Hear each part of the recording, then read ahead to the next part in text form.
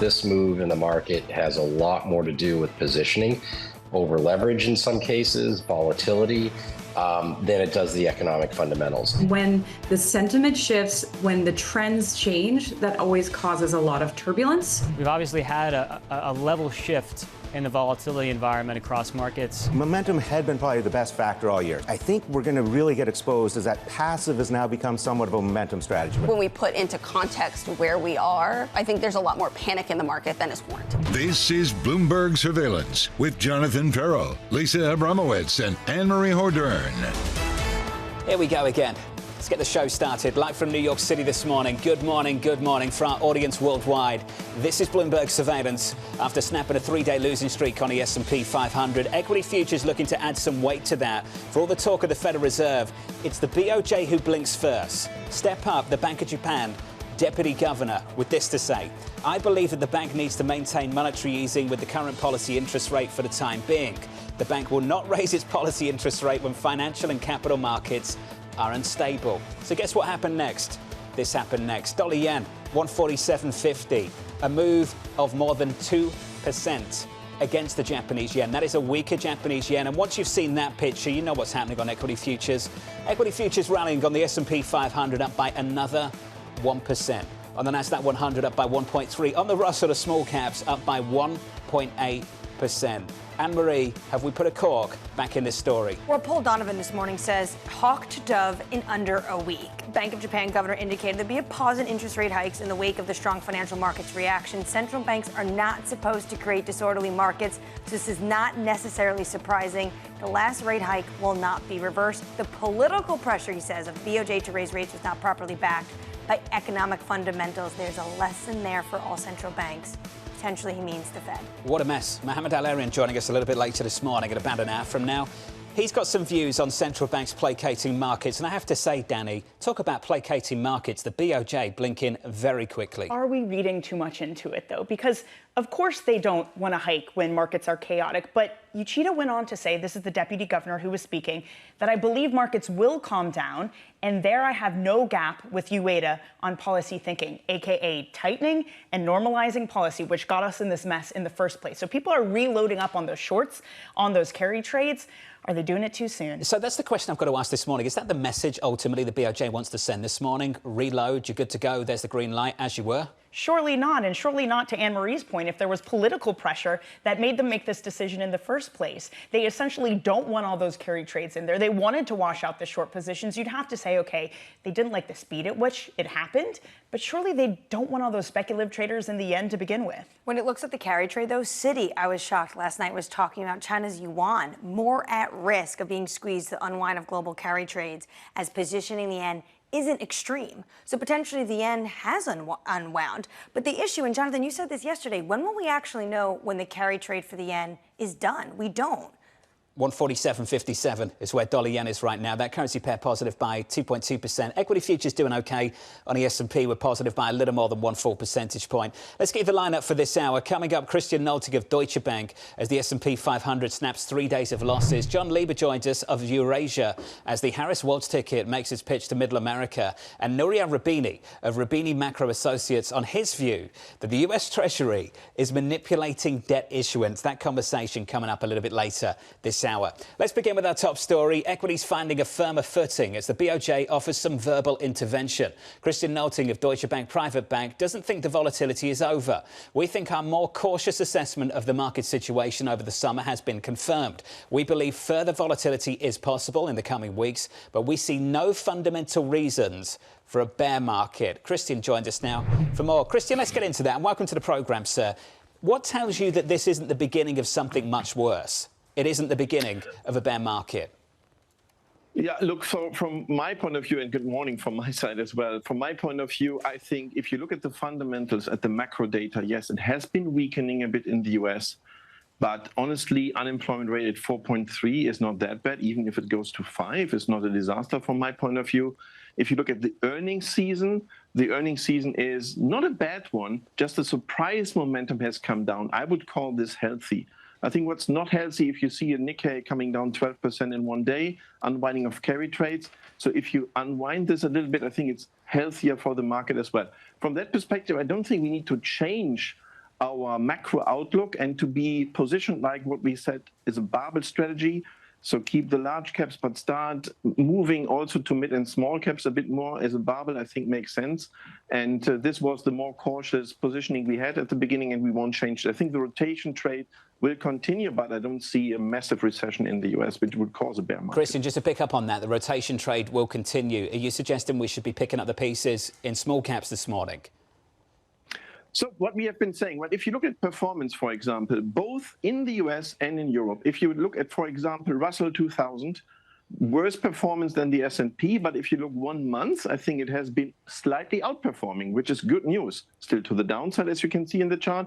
Same in Europe. If you look, for example, in Germany at the DAX, large caps, and you get the MDAX, so mid caps, slight outperformance. And I think if you look at the earnings momentum down the road, that's even more positive for the mid and small caps. And hence, we want to change this a little bit. We want to do that barbell strategy, and the market is obviously also going the same direction. I don't think that will change now.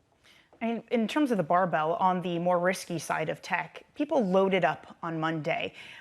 Goldman Sachs writing that hedge funds dove in headfirst to tech. They were net purchasers of U.S. single stocks by the most in 5 months. Christian, it's hard to argue it was capitulation on Monday if people were still gorging on stocks.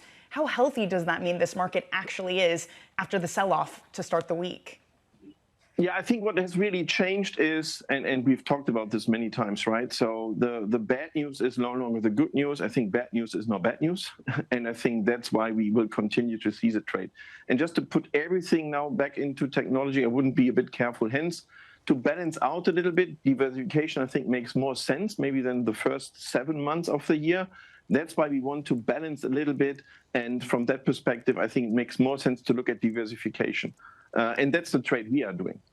Diversification doesn't work when correlation goes to 1, though, Christian. And again, we got a taste of that this week. How do you want to protect yourself? Should you use Monday as a playbook for periods of more volatility? Yeah, I think if you look at portfolios, right, and we manage, for example, multi-asset portfolios, I think what has worked well is between bonds and equities, the discussion we had a long time in markets where this was a positive. This now, if you look at government bonds, was a negative correlation. So that's what we want as a diversifier in the portfolios, right? So that's working now. I think that's good news from that perspective. And that's, I think, back to normality, back to more normal, back to reality, what we are seeing. And I think I really welcome this, to be very honest.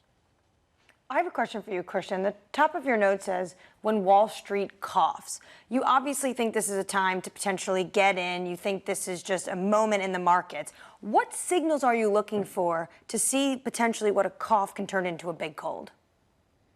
Yeah, that's what we always say, but maybe also in Europe, if Wall Street coughs, Europe has already a cold because there's a higher beta often to the downside in Europe. Has not changed again from that perspective, so there's a bit more downside capture in Europe. I think that's the pattern you have in markets, which is not changing from our point of view. And I think that's what you need to take into account, right? You need to think, what is changing? Is that Monday really a change in markets? We have seen change in markets since mid-July, I think, where we see that start of the rotation trade. And as we enter a bit weaker situation on the US economy, I think this trade will continue. And as I said, however, I don't see a base case is not a recession in the US. Still, I think this trade will continue. So to bring everything back on Monday into markets, I think is a bit too early. When you say that you have this barbell approach, you like tech, would you fund it with the yen? Do you like the idea of getting back into a carry trade? Not too sure I would like to do that, because I think the stance, if you look what the central bank wants, right, I think still the Bank of Japan doesn't want to have a quick move in the yen and doesn't want to have a 2-week yen, because with that they would theoretically, and we've seen this, import inflation.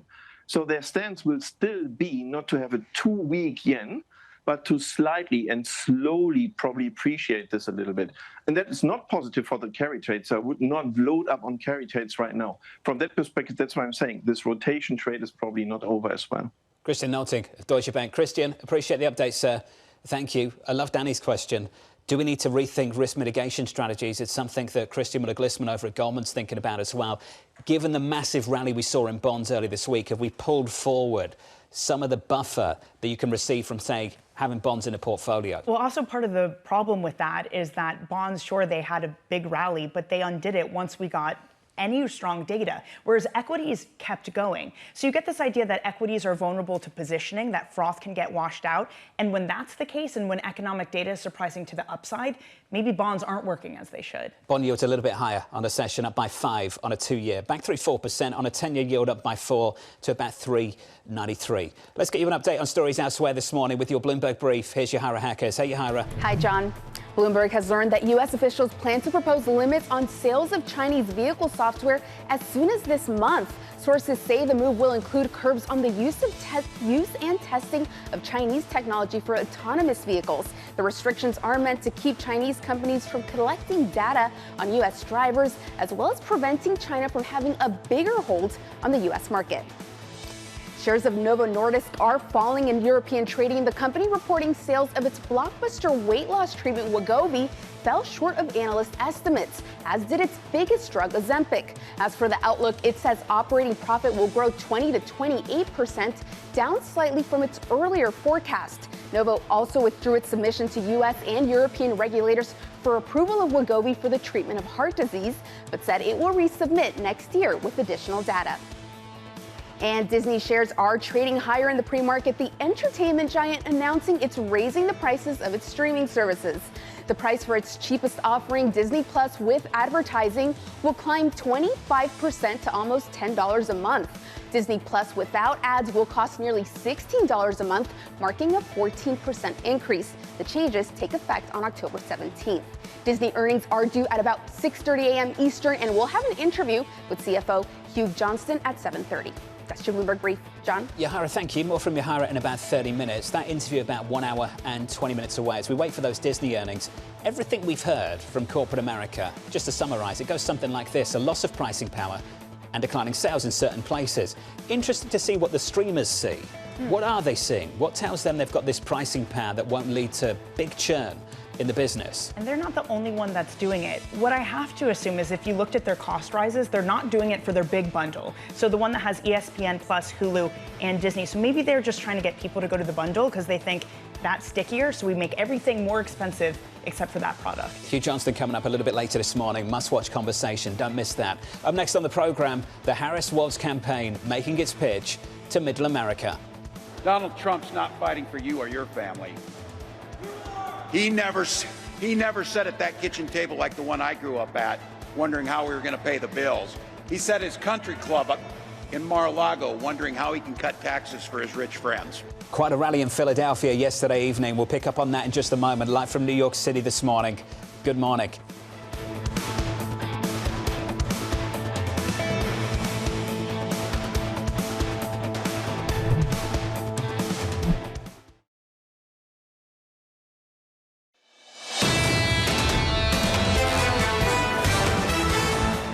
Julian Emanuel of Evercore just publishing.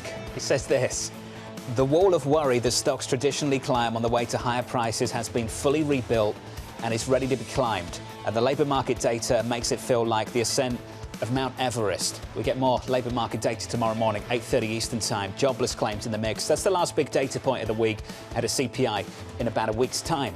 Under surveillance this morning, the Harris-Walz campaign making its pitch to Middle America. Donald Trump's not fighting for you or your family. He never sat at that kitchen table like the one I grew up at, wondering how we were going to pay the bills. He sat at his country club up in Mar-a-Lago, wondering how he can cut taxes for his rich friends. Donald Trump sees the world a little differently than us. He doesn't know the first thing about service.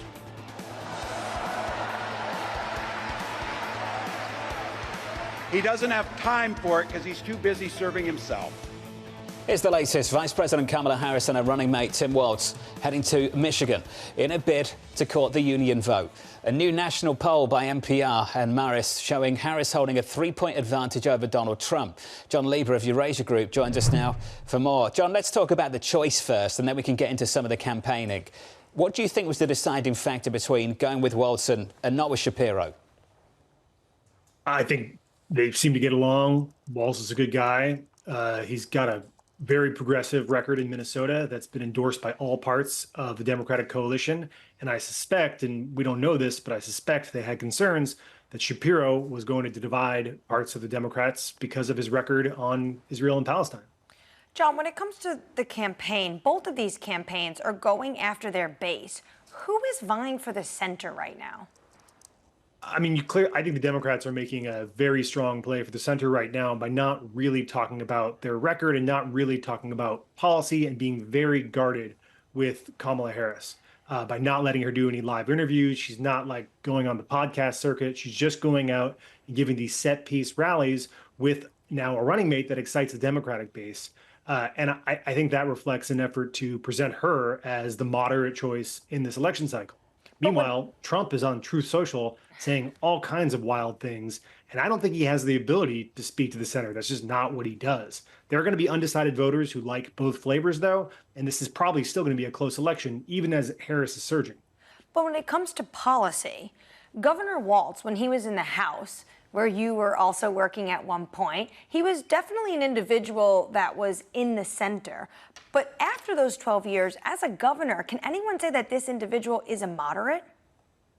Yeah, I think that's spot on. I mean, the unique thing for Walz is that when he got into office in Minnesota, he had the trifectas. They controlled the state house and they controlled the legislature. And what you got was a policy record that most liberal Democrats would have cheered pretty loudly, expanding access to abortion, restricting gun rights. He's very union friendly.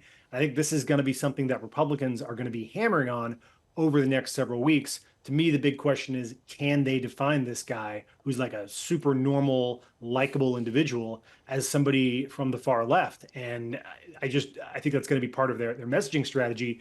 And they haven't been very good at that so far in the 2 or 3 weeks since Biden dropped out. Well, when it comes to the new Marist polls, he's viewed positively by 17% of U.S. residents. 12% only have an unfavorable view, but 71% have never heard of this man. They don't know how to rate him. So is this going to be a race for how to define the VP? Or do you think he just takes a back seat and this really becomes down to Harris and Trump, and she needs to go out there and answer some policy questions?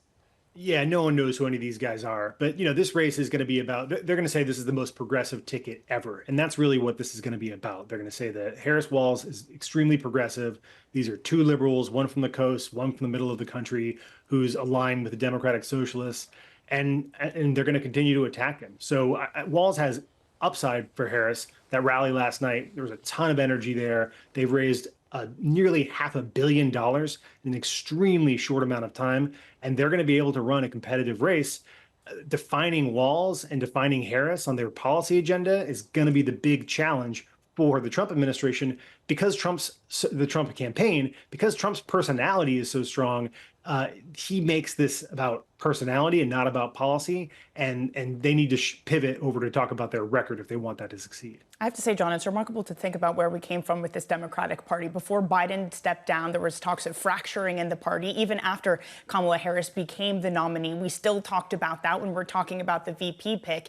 Yet you look at the reaction. You had the big unions come out in favor of Walz. You had Manchin come out in favor of Walz. You had Ocasio-Cortez say it was an excellent pick. Does this culminate in the coming together in a no longer fractured Democratic Party, or are there still splits under the surface? Yeah, I think this unites everybody. And in that sense, that's what makes it a good pick. And you look at Biden before he dropped out, and there was a significant number of Democrats who were not excited about voting for Biden. This showed up in many of the primary states, and it showed up in the enthusiasm numbers, where Biden was lagging behind Trump by 20 or 30 points. Harris has nearly closed that entire enthusiasm gap in just 2 weeks. So Democrats now are fired up, and they're fired up about the one thing that unifies them, which is defeating Donald Trump. They think they now have the ticket that can do that, and they like the policy mix that they're seeing out of these two candidates. What is that policy mix, John? I mean, what can you really nail down about this new ticket that gives you a clear indication of that?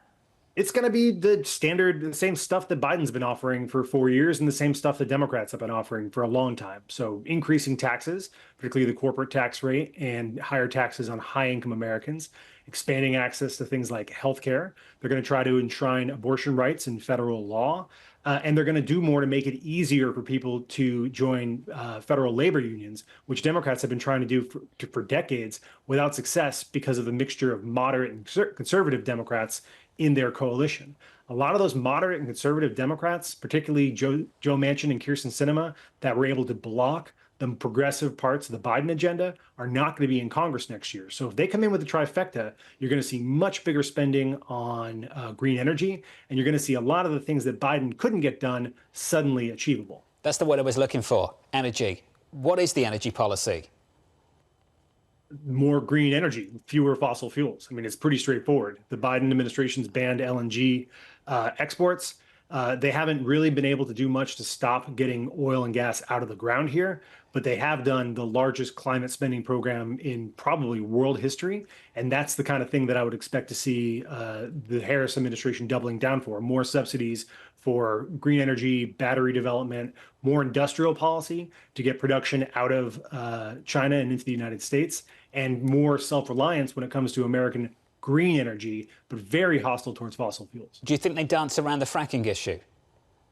I think they do on the campaign. I think it's hard to do a national fracking ban, and you're going to have a lot of Democrats that are not in favor of that. So I don't think that's going to be something they're going to talk about on the campaign. It's possibly something they could achieve in a second administration through rulemaking. That stuff does take time, and a 4-year term is typically not long enough to do really aggressive regulations. But an 8-year term, and which is what they get if Harris were reelected, it's possible. You mentioned taxes. I want to get your sense of where you think the governor stands on taxes, because when he was in the House, he kind of went both ways. At one point, he's just one of 19 Democrats back in the day to vote for an extension of the George W. Bush tax cuts. Do you think potentially when it comes to things like taxes, he can moderate Harris?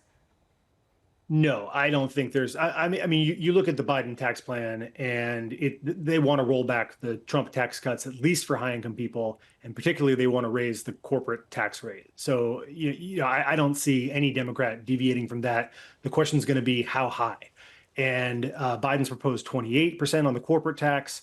A lot of Democrats in the House and Senate are more comfortable with 25%.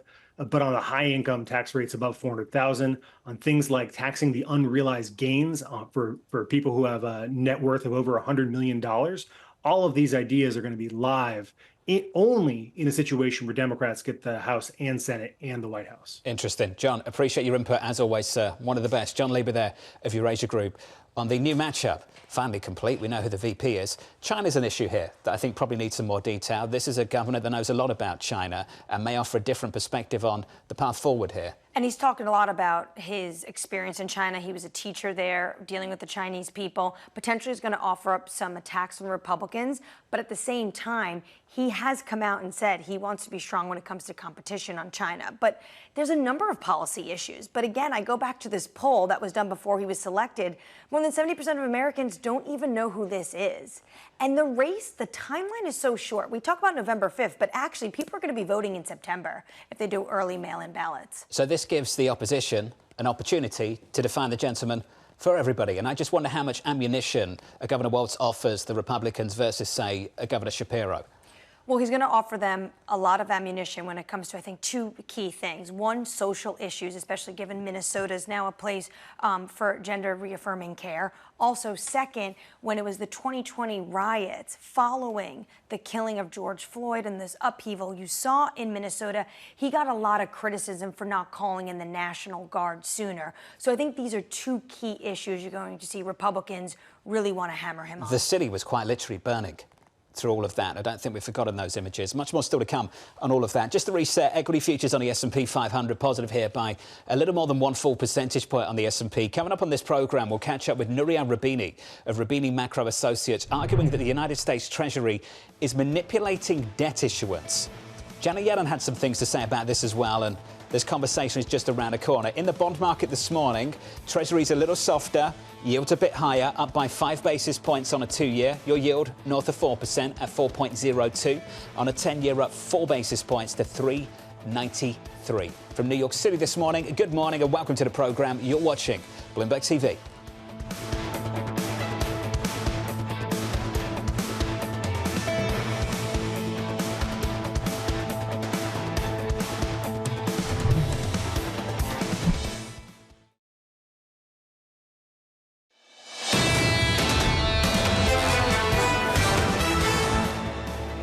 get to equity futures. Your scores this morning, and good morning. We're positive by a little more than 1% on the S&P, on the Nasdaq up by 1.3, on the Russell up by 1.8. On the S&P 500, we almost followed the worst day since 2022 with the best day since 2022, but those gains faded and faded pretty hard going into the close. On the S&P 500, we closed yesterday positive by 1 percentage point. In the bond market, treasuries, a little softer on offer, yields up by around about 5 basis points. On a 2-year, 4.02%. On a 10-year, up 4 to about 392.97. Danny talked about this repeatedly through the week. Light on data, light on Fed speak. Next stop is jobless claims tomorrow morning. It seems like in the meantime, this bond market is just taking its cue from equities. Equities are rallying, therefore we can sell bonds. But tomorrow is important. One, because again, light on data, but either it could confirm or deny this narrative that has been building, that there is weakness in the labor market. Whether or not we should judge one jobs number is another question. And then comes next week, PPI, CPI, big week, and retail sales. ISM services denied. We moved on from that pretty quickly. Let's see if jobless claims confirm tomorrow morning. Danny talked about equities and bonds. What were we taking our cue from? I think we're all taking our cue from this in foreign exchange. Dollar yen at 147.32, positive by 2 full percentage points on the session. That is a much, much weaker Japanese yen. If you just look at the chart and that gap higher there at around 10 Eastern last night, let's get to it. Under surveillance this morning, the Bank of Japan sending a dovish signal, pledging to refrain from hiking interest rates when markets are unstable. We heard from the Bank of Japan's deputy governor blaming recent volatility on concerns over US growth. The quote from the deputy governor went like this: "I believe that the bank needs to maintain monetary easing with the current policy interest rate for the time being. The bank will not raise its policy interest rate when financial and capital markets are unstable." The message loud and clear in the FX market. I just can't wrap my head around the idea that we saw the biggest drop in the Nikkei since 1987, and we're almost unchanged on the week. I mean, that is just wild to me. And I think part of the volatility that, again, I think people are overlooking, that the deputy governor followed up those comments once he saw the market start to rally and maybe thought, oh no, that's not what I wanted to do exactly, saying that, look, I believe that the markets will be calm, aka I will be able to act, and I am closely aligned with Ueda here. And what does Ueda want to do? He wants to tighten policy, which got us in this to the first place. So maybe we're overlooking some things here and just getting excited about his initial comments. It feels like he went from dove to hawk to maybe pulling it back slightly, because he also said that communications with the market, he noted this, will need to be done carefully. So basically what they're saying is, we don't want to be involved in this when markets are unstable, and we're going to take a pause. Well, markets have certainly been unstable. That's the latest for Japan. I want to get to the latest in the Middle East. A really important update. Hamas naming the mastermind of the group's October assault on Israel as its new political leader, dealing a blow to ongoing efforts to reach a ceasefire agreement in Gaza. The announcement coming after the group's previous leader was killed in Iran last week. If you were hoping for de-escalation, no signs of it whatsoever based on this pick. Well, Sinwar's the individual that they've now elevated. He has been the one calling the shots, though, so we cannot make any bones about that. This individual, though, is pretty much number one on the target list for Benjamin Netanyahu. And he would have been the one, Jonathan and Danny, to call the shot on whether or not a ceasefire went through. Optically, though, to put him as the face of the deal now creates a little bit more tension and makes it a lot harder publicly and optically for this administration. But whether or not a deal goes through or not, it's got to be up to Netanyahu. Are we still awaiting the retaliation to the retaliation to the retaliation? And I think that goes on and on over the last few months. We are. There was a militia attack on a U.S. base west of Baghdad, but we still are awaiting a response. And we're not exactly sure what that response is going to be. Iran may take their time, and they might actually see potentially how they can respond without escalating into a war. But I would take note of what Cyprus came out and said today. 10 countries, a dozen of countries have called on them because they're very close to Lebanon and wanted to make sure that they're in place to help potentially evacuate some of their citizens. That's the latest in the Middle East. I just want to cross over to Europe and check out what's happening with the biggest company in the European equity market, and that's shares of Novo Nordisk, falling after sales of its blockbuster weight loss drug treatment, Wegovy. We're calling this a drug or a treatment? Wegovy? I think it's a drug, treatment, whatever. Disappointed investors this morning. Revenue was also hit by higher than expected price concessions to US managers of pharmacy benefits, something Novo's calling a one-off factor. That name's since recovered overnight. But this was a big boom story, just like AI. That's like Europe's AI story, Novo Nordisk. Totally, and it shows you the danger in putting all of your eggs in one basket and what happens when you have competitors come into the fore. Sure, the CFO said it was a one-off, but the fact remains that they had to take price concessions. And this has been one of the biggest questions around Novo Nordisk. You have Eli Lilly already out there with a product. You have Roche trying to come in with a pill that would presumably be easier than taking a jab every time you want to lose weight. So what happens when they have these competitors in the market? Surely pricing needs to change. Well, also, I have to say, I have the smallest violin this morning for this company, given the fact that they've soared some 230% since June of 2021, because this drug treatment, I think it depends what you're taking it for, whether or not you call it a drug or a treatment, has absolutely soared because everyone wants to get their hand on it. Monster rally, and we're only pulling back by a couple of percentage points in the European session. I want to turn back to the United States. Nouriel Roubini of Roubini Macro Associates making some headlines, co-writing a paper saying the Treasury is manipulating debt issuance to boost the US economy. Treasury Secretary Janet Yellen rejecting Roubini's argument, saying it, quote, suggests a strategy that is intended to ease financial conditions, and I can assure you 100% that there is no such strategy. Nouriel joins us now for more. Nouriel, wonderful to hear from you, sir. Let's just take it from the top. For the people that missed that and haven't read that paper that you co-authored and put out in the last couple of weeks, activist Treasury issuance. Just take the opportunity to explain to our audience what you're talking about. Well, Treasury usually in its debt management has what they call regular and predictable issuance. They say how many short-term bills as opposed to coupon clipping bonds they are going to issue.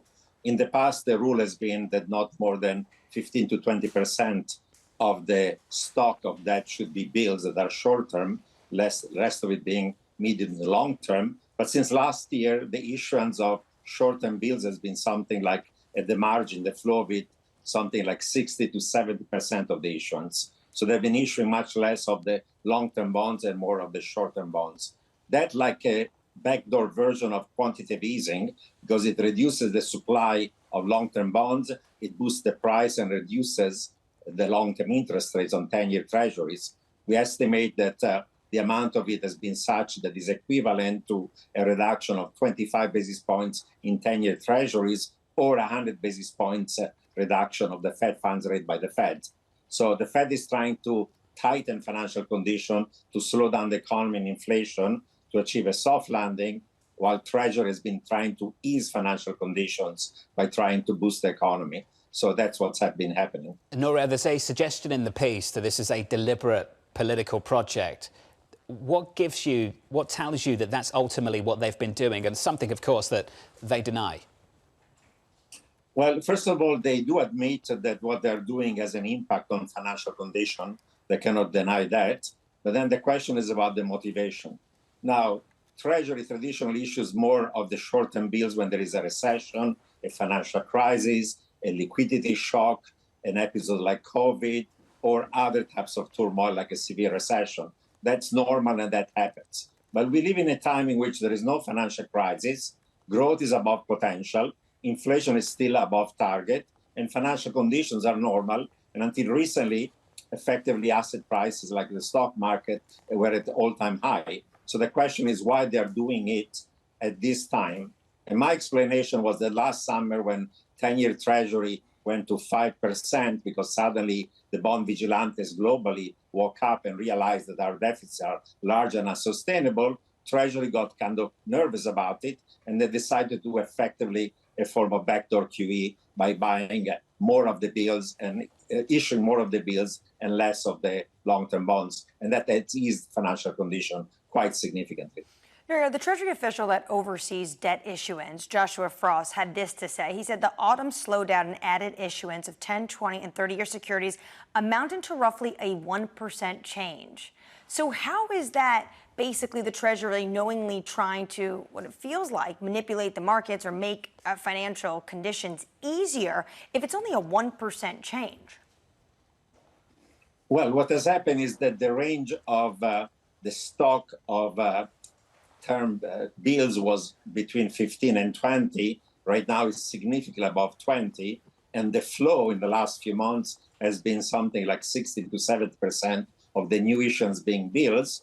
And on top of it now, The Treasury started even a forward guidance, Fed style. They've been saying that for the next few quarters, you can expect that the issuance of T-bills are going to be significant like in the last few months or quarters. That's a signal that this policy has gone in a very different direction from regular and predictable, very different from the norms that they choose themselves, about 15 to 20%, and it's continuing to go in the same direction. Well, Nouriel, the way that it's the same of norms, and you kind of hinted at this, that at every turning point, this is what the Treasury does. And not that it's a crisis, but the contention is that interest rates are coming down. That's why they issue more at a turning point, because essentially interest rates come down. You don't want to lock in long-term debt when it's going to come down later. So putting politics aside, if you thought interest rates were coming down, isn't this the right policy? Well, first of all, the Treasury is never trading rates. That's not their jobs. Secondly, the yield curve until recently was significantly inverted. So by issuing bills, they're borrowing at much more expensive rates than you would otherwise. They are subject to refinancing risk and rollover risk. And we're seeing that there is episodes of market turmoil. And we know that bond yields are not going to go back to 0 or 1%. There are fundamental reasons: higher inflation, lower savings, more capex, why the equilibrium long-term real and nominal rate for long-term Treasury is probably closer to 5%, if not higher. So the right thing to do will be just to issue long-term debt rather than borrowing at much higher short-term debt. I don't believe. Right now there is an episode of risk-off. It's going to be probably temporary. Yields are slightly lower. But if you're looking at medium term, given what's going to happen to the deficit, if Trump is elected, he's going to have tariffs, he's going to weaken the dollar, he's going to have permanent tax cuts that are not funded. All these things imply higher nominal and long-term interest rates. So this policy doesn't make sense, and Treasury is not supposed to trade rates. They're not speculators. Ultimately, we're exploring two things here. One is consequences, outcomes. The other is motivation. It's much more difficult to decipher motivation. Let's talk about outcomes. Given the economic data of the last week or so, Nouriel, is there any evidence this is working? Well, what's happening in the last week is that markets are getting nervous about a recession. But I would say the stock market has predicted 10 out of the last 3 recessions. Same thing with the bond market and the inverted yield curve. The markets have been mistaken even about the Fed. You know, at the beginning of the year, they expected 6 rate cuts, when the Fed said 3. Then when the Fed went to 1, they expected 3. Now they expect that the Fed is going to do 4 of them, 25 basis points. So the markets are often wrong about what's going on with the economy and what the Fed is going to be doing. There is some significant, evidence of some slowdown of the economy, but I don't think the data suggests that we're going to have a hard landing anytime soon. If anything, actually, there's some elements of strength in the economy. Elements of strength from Nouriel Roubini. So, Nouriel, that tees up quite an obvious question. Let's talk about the market. You think it's a time, perhaps, where the economy is stronger than people think, which might come as a surprise to people watching this programme, given how bearish everyone's become over the last few days. I think we all noticed last week an application for a new ETF. You're one of the 3 portfolio managers listed on the Atlas America Fund. Nouriel, with everything you've said in mind, what is going to go into that fund? What are you offering that perhaps we're missing? Well, first of all, we're trying to hedge against tail risk like inflation, debasement of fiat currency, de-dollarization, global climate change, pandemic, protectionism, deglobalization, cyber warfare, social political instability, and so on and so on. When those risks occur, like they've occurred in the recent past, you have stagflationary shock, inflation is higher, growth is lower, and the traditional defensive asset that is long-duration Treasury does terrible. Look what happened in 22 when Treasury did worse than S&P. Look what happened last summer when yields went to 5% and Treasury lost 10%. So if inflation was even only 5%, bond yields will be something like 7 over the medium term. Today, they're less than 4. So we'd have another 40% loss on what is supposed to be the defensive asset, that is $20 trillion outstanding of long-term Treasury. So you need something that does well in bad times and also helps you to rebuild America. We need to have climate-resistant real estate, new communities, infrastructure, food security, reshore green metals, and rare earths, and so on. So what's going on in this new fund is several things that are hedging you against those risks. First of all, climate-resistant REITs. We have looked at all the REITs, so we see which one are in the parts of North America that are going to be less subject to climate change. Secondly, these ETF allow you to invest into 15% of illiquid assets, new communities. Even Trump is talking about creating 10 new freedom cities. Biden and Harris want to invest into new infrastructure.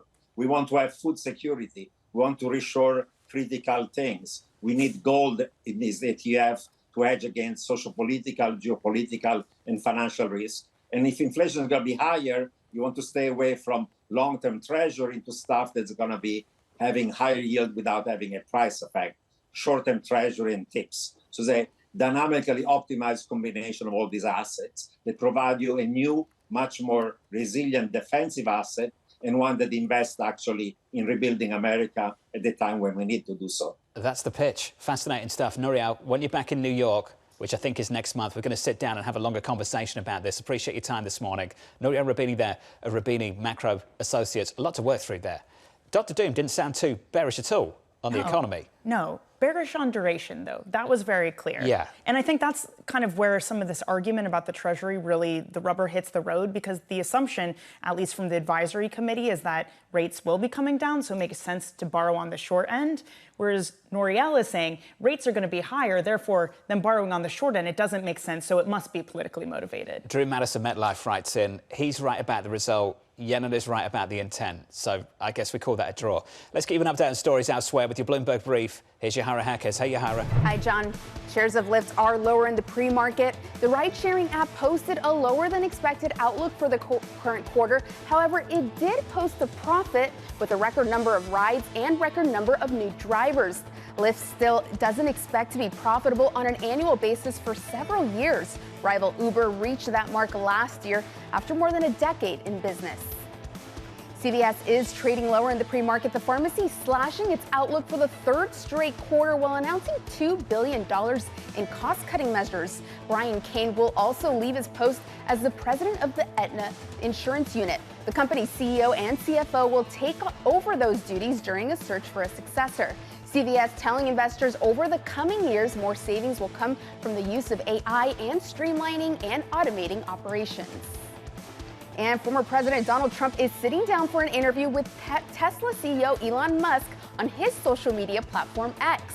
Trump saying in a post on his social media site Truth Social that the conversation would take place on Monday night and that more details would follow. Musk endorsed Trump in a post on X last month about half an hour after the assassination attempt on Trump's life. That's your Bloomberg Brief. John? Yahara, thank you. Up next on the program, it's bye-bye, self-landing. The fact that the unemployment rate is up to 4.3%, that's 30 basis points higher than where they think it's going to be by year end. It's not about just the data as it's come in. It's also about the economic outlook. Mike Darda of MKM Roth joining the program next from New York. This is Bloomberg.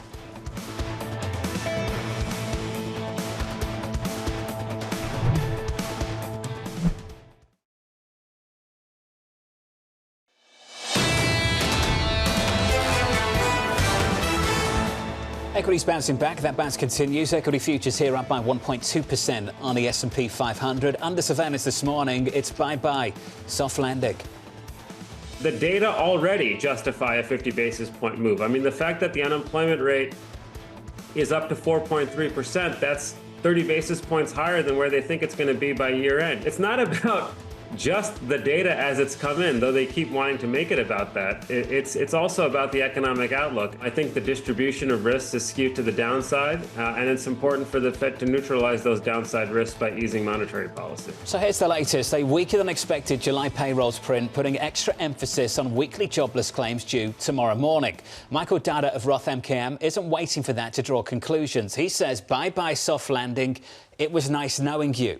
We may be finally entering a bad news is bad news environment with analysts' double-digit earnings expectations for the next 12 months looking increasingly out of sync with the evolution of the macroeconomy. Mike Darda joins us now for more. Now, Mike, before we move on, I just want to explain something to our audience. That quote, the timestamp on that quote is really important. That wasn't on Friday. That wasn't on Monday. It wasn't in the last 24 hours. That was last Tuesday on July 30th. It predates what we heard from the Fed, what we saw in payrolls. I can see you smiling. You're feeling good, and you should be.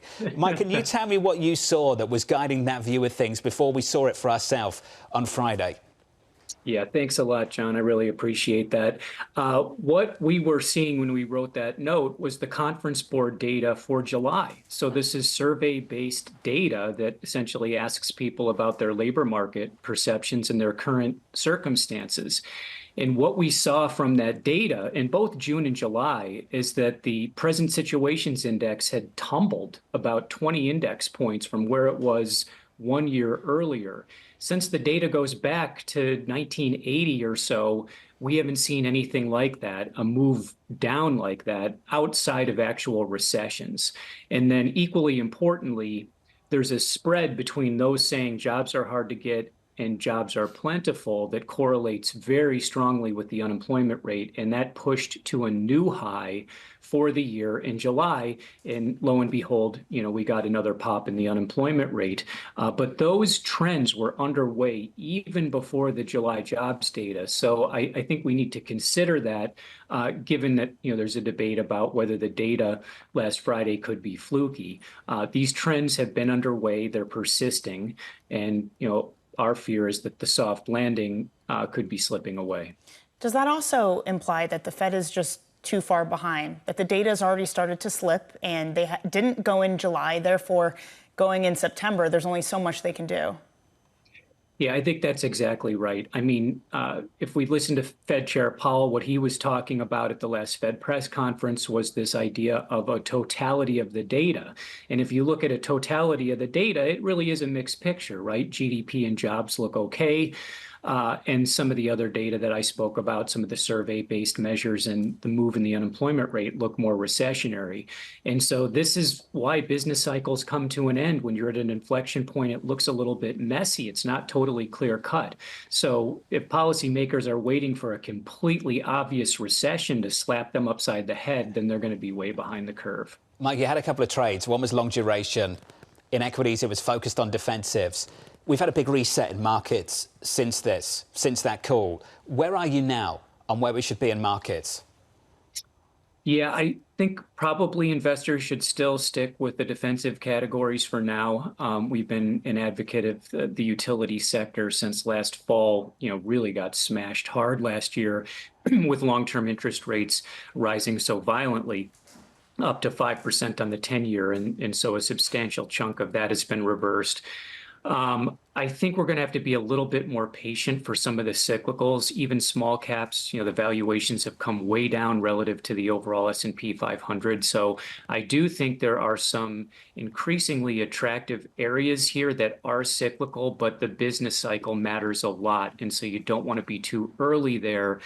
Typically, those areas are bottoming out as you move into like the middle part of a downturn. So I think for the cyclicals, more patience. I would not be chasing large cap growth concerns here. The valuations going into this correction were super high. We've been using the phrase rarely seen and never sustained. So the forward PE on the infotech S&P 500 Infotech Index was above 30 coming into this correction in mid-July. That's even above where we were in late 21, early 22 before a big downdraft in the equity market led by Infotech stocks.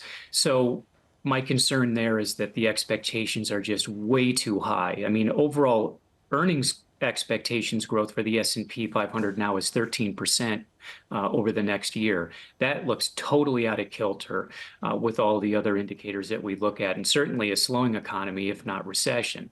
So, I think we're probably going to be in a bit of a volatility storm here for a while. So defensive categories, I think, makes sense to stick with for now. Mike, great call. It's great to catch up, sir. We've got to talk longer next time. Michael Darda of Roth MKM on the US economy. Disney, numbers just dropped. They're saying all the right things.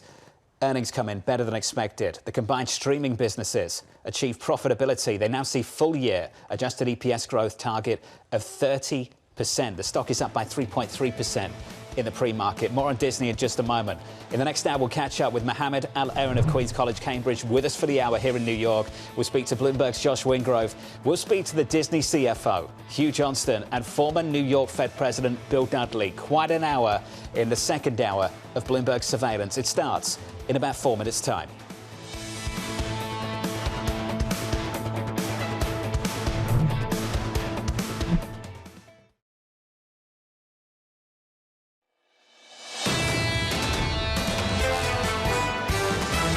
We are really at the cusp of real economic weakness. I think the economy is cooling. It's not collapsing. I still think that the jobs market is going to maintain, relative strength. There's nothing structurally wrong with the U.S. economy. Everything that ails the economy is a function of tight monetary policy. I think policy is restrictive right now. Right now, I think inflation risks are coming down and employment risks are rising. For all the talk about growth concerns, I've talked to very few investors who really have genuine recession fears. This is Bloomberg Surveillance with Jonathan Ferro, Lisa Abramowitz, and Anne-Marie Hordern. I'm not sure if business leaders in northern Japan thought they'd be the epicenter of global markets in the last 24 hours, but they were. They were entertained by some comments from the Bank of Japan deputy governor. Those comments look like this. Let's get to the quote. "I believe that the bank needs to maintain monetary easing with the current policy interest rate for the time being. The bank will not raise its policy interest rate when financial and capital markets are unstable." That quote, enough to ignite some Japanese yen weakness. Maybe that was the intention. I'm sure you all assume it was. 147.20 on dollar yen. That currency pair gapping out by 2 percentage points. And once you see that, you know what the next board looks like. Equity futures on the S&P positive by 1.2%. On the Nasdaq 100 up by 1.5. On a Russell, the small caps up by 1.8. Anne-Marie, it's as you were, according to the BOJ.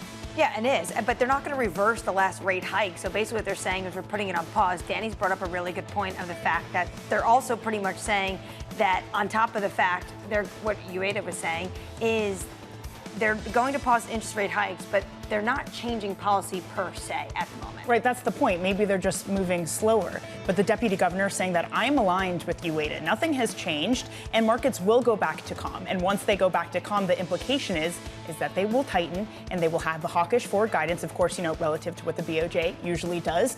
So yeah, if you're loading back up on carry trades this morning, good luck to you. The dollar yen very much at the center of our world. Much more on that in just a second. I want to bring up one stock in the pre-market, Disney. Initially, we had a spike higher, and now a drop lower. Disney's down by 2.5%. Disney's saying all the right things about profitability in the streaming business, about earnings, about guidance, about the third quarter, and all the wrong things about the theme park. And they're the two stories going on right now with this company. That was the one spot of weakness that we can point to, right? That their experiences, their theme park is weaker. It is the split that we're seeing, this confusing nature of what we are in, where you can have one company like Disney having a bifurcated consumer within it. You can have an Airbnb saying that we're seeing weakness in the consumer and people don't want to travel. And then you can have an Uber that says, yep, people are still happy to pay up to go get themselves a ride. It is confusing. And again, within even the same company, it's not even clear. At the same time, Disney, we know, is going to be boosting prices for their streaming services. I imagine the administration will come out and say this is streamflation. People should have access to cheaper streaming. But what's interesting, will this bite them in the butt, basically, because they're now profitable? Will people pay up? Given the fact that, what did we just hear from Michael Darda? He's saying what he's seeing in the conference board. Underneath the surface, people are trading down. How much churn are we going to see in that business in the coming quarters? Do you still get Uber? I've stopped so much. I've pulled back a little bit. I flag yellow cabs now. It's getting too expensive. Well, I mean, I get a ride into the mornings here, and that's about it. I'm a public transportation gal through and through, absolutely. So am I. John is not. Yellow cabs aren't public transportation? No. We don't class them as public transportation? Are you with other people you don't know in the yellow cab? Do you have to be? Well, to be public transportation, Should I start sharing cab bribes? Is that what you're suggesting? That's the only way it would be really considered public transportation. Okay, I'll consider that after work later. Or take the bus. Coming up, Mohamed El-Erian of Queen's College, Cambridge, on why the Fed should resist placating markets. Looking forward to that conversation. The Disney CFO, Hugh Johnston, on the company's third quarter results, and former New York Fed President Bill Dudley on why he sees volatility ahead. Fantastic lineup through the next hour on Bloomberg Surveillance. We begin with our top story. Markets continuing to rebound following a three-day pullback. Mohamed El-Erian of Queen's College, Cambridge, writing in a Bloomberg opinion piece, quote, rather than allow itself to be bullied by markets, as occurred in the fourth quarter of 2018, the Fed should stand on the sidelines and let the market overreaction play out. Mohamed's back with us. Mohamed, good morning. It's good to see you. Good morning, John. Do you think the BOJ is doing the wrong thing this morning and Blinken? I do. I think what they meant to do is to press the pause button instead of press the rewind button. So rather than provide the market the opportunity to exit this carry trade in orderly fashion, they've given a signal to the market to put on more of the trade. And that ultimately is going to conflict with their domestic economic requirements. Do you think that central banks are afraid to lead in this moment? And if so, why? I think no one wants to be the Volcker moment. So what they'd rather do is see someone else try to do it. And if you need to reverse course, let them reverse course. I suspect there was enormous external pressure on the Bank of Japan last night. You probably went to bed too early, but Japanese stocks were indicated down hard. That was putting pressure on US futures.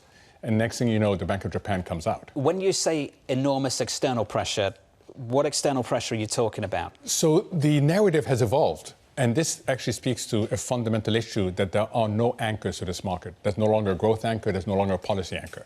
So the narrative on Thursday and Friday was that the market disruption was due to economic developments in the US. Then comes Monday, and suddenly everybody's pointing the finger at Japan. And by today, if you've noticed, the people who've come on have talked all about positioning. Positioning has become the main culprit for what has happened. And people forgot Thursday and Friday. And the minute you say positioning, you immediately look at Japan. So the narrative has evolved to put the emphasis on Japan as being the cause. Now, all those people who rushed to predict intermittent cuts and everything else are going to have to scramble and get back on stage. I mean, it's fascinating to me to watch a really well-paid industry whipsawed the way it has been whipsawed. And to that point, not even just with Japan, forgetting about what happened, the context of it, and talking about positioning. It happened in the US too, where note after note said this was about positioning. This is actually extremely normal. You see 5% drawdowns 3 times in a year usually. You see a 10% drawdown once in a year. So business is normal. Do you think people have just flipped back to complacency given that? Well, they have. I mean, if they stop at normal, it would be good. You get it's healthy, right? So i.e. put on positions again. I think it's just the incentive structure in the marketplace. That's what you're seeing play out. Now, it's important. We're going to have a series of data points. We will see whether the probability of recession is 35%, as I think it is, or some people are saying we are already in recession. I don't get that call, but some people are saying we're already in recession. So this is going to play out over time, but it would be a mistake to dismiss this simply as positioning.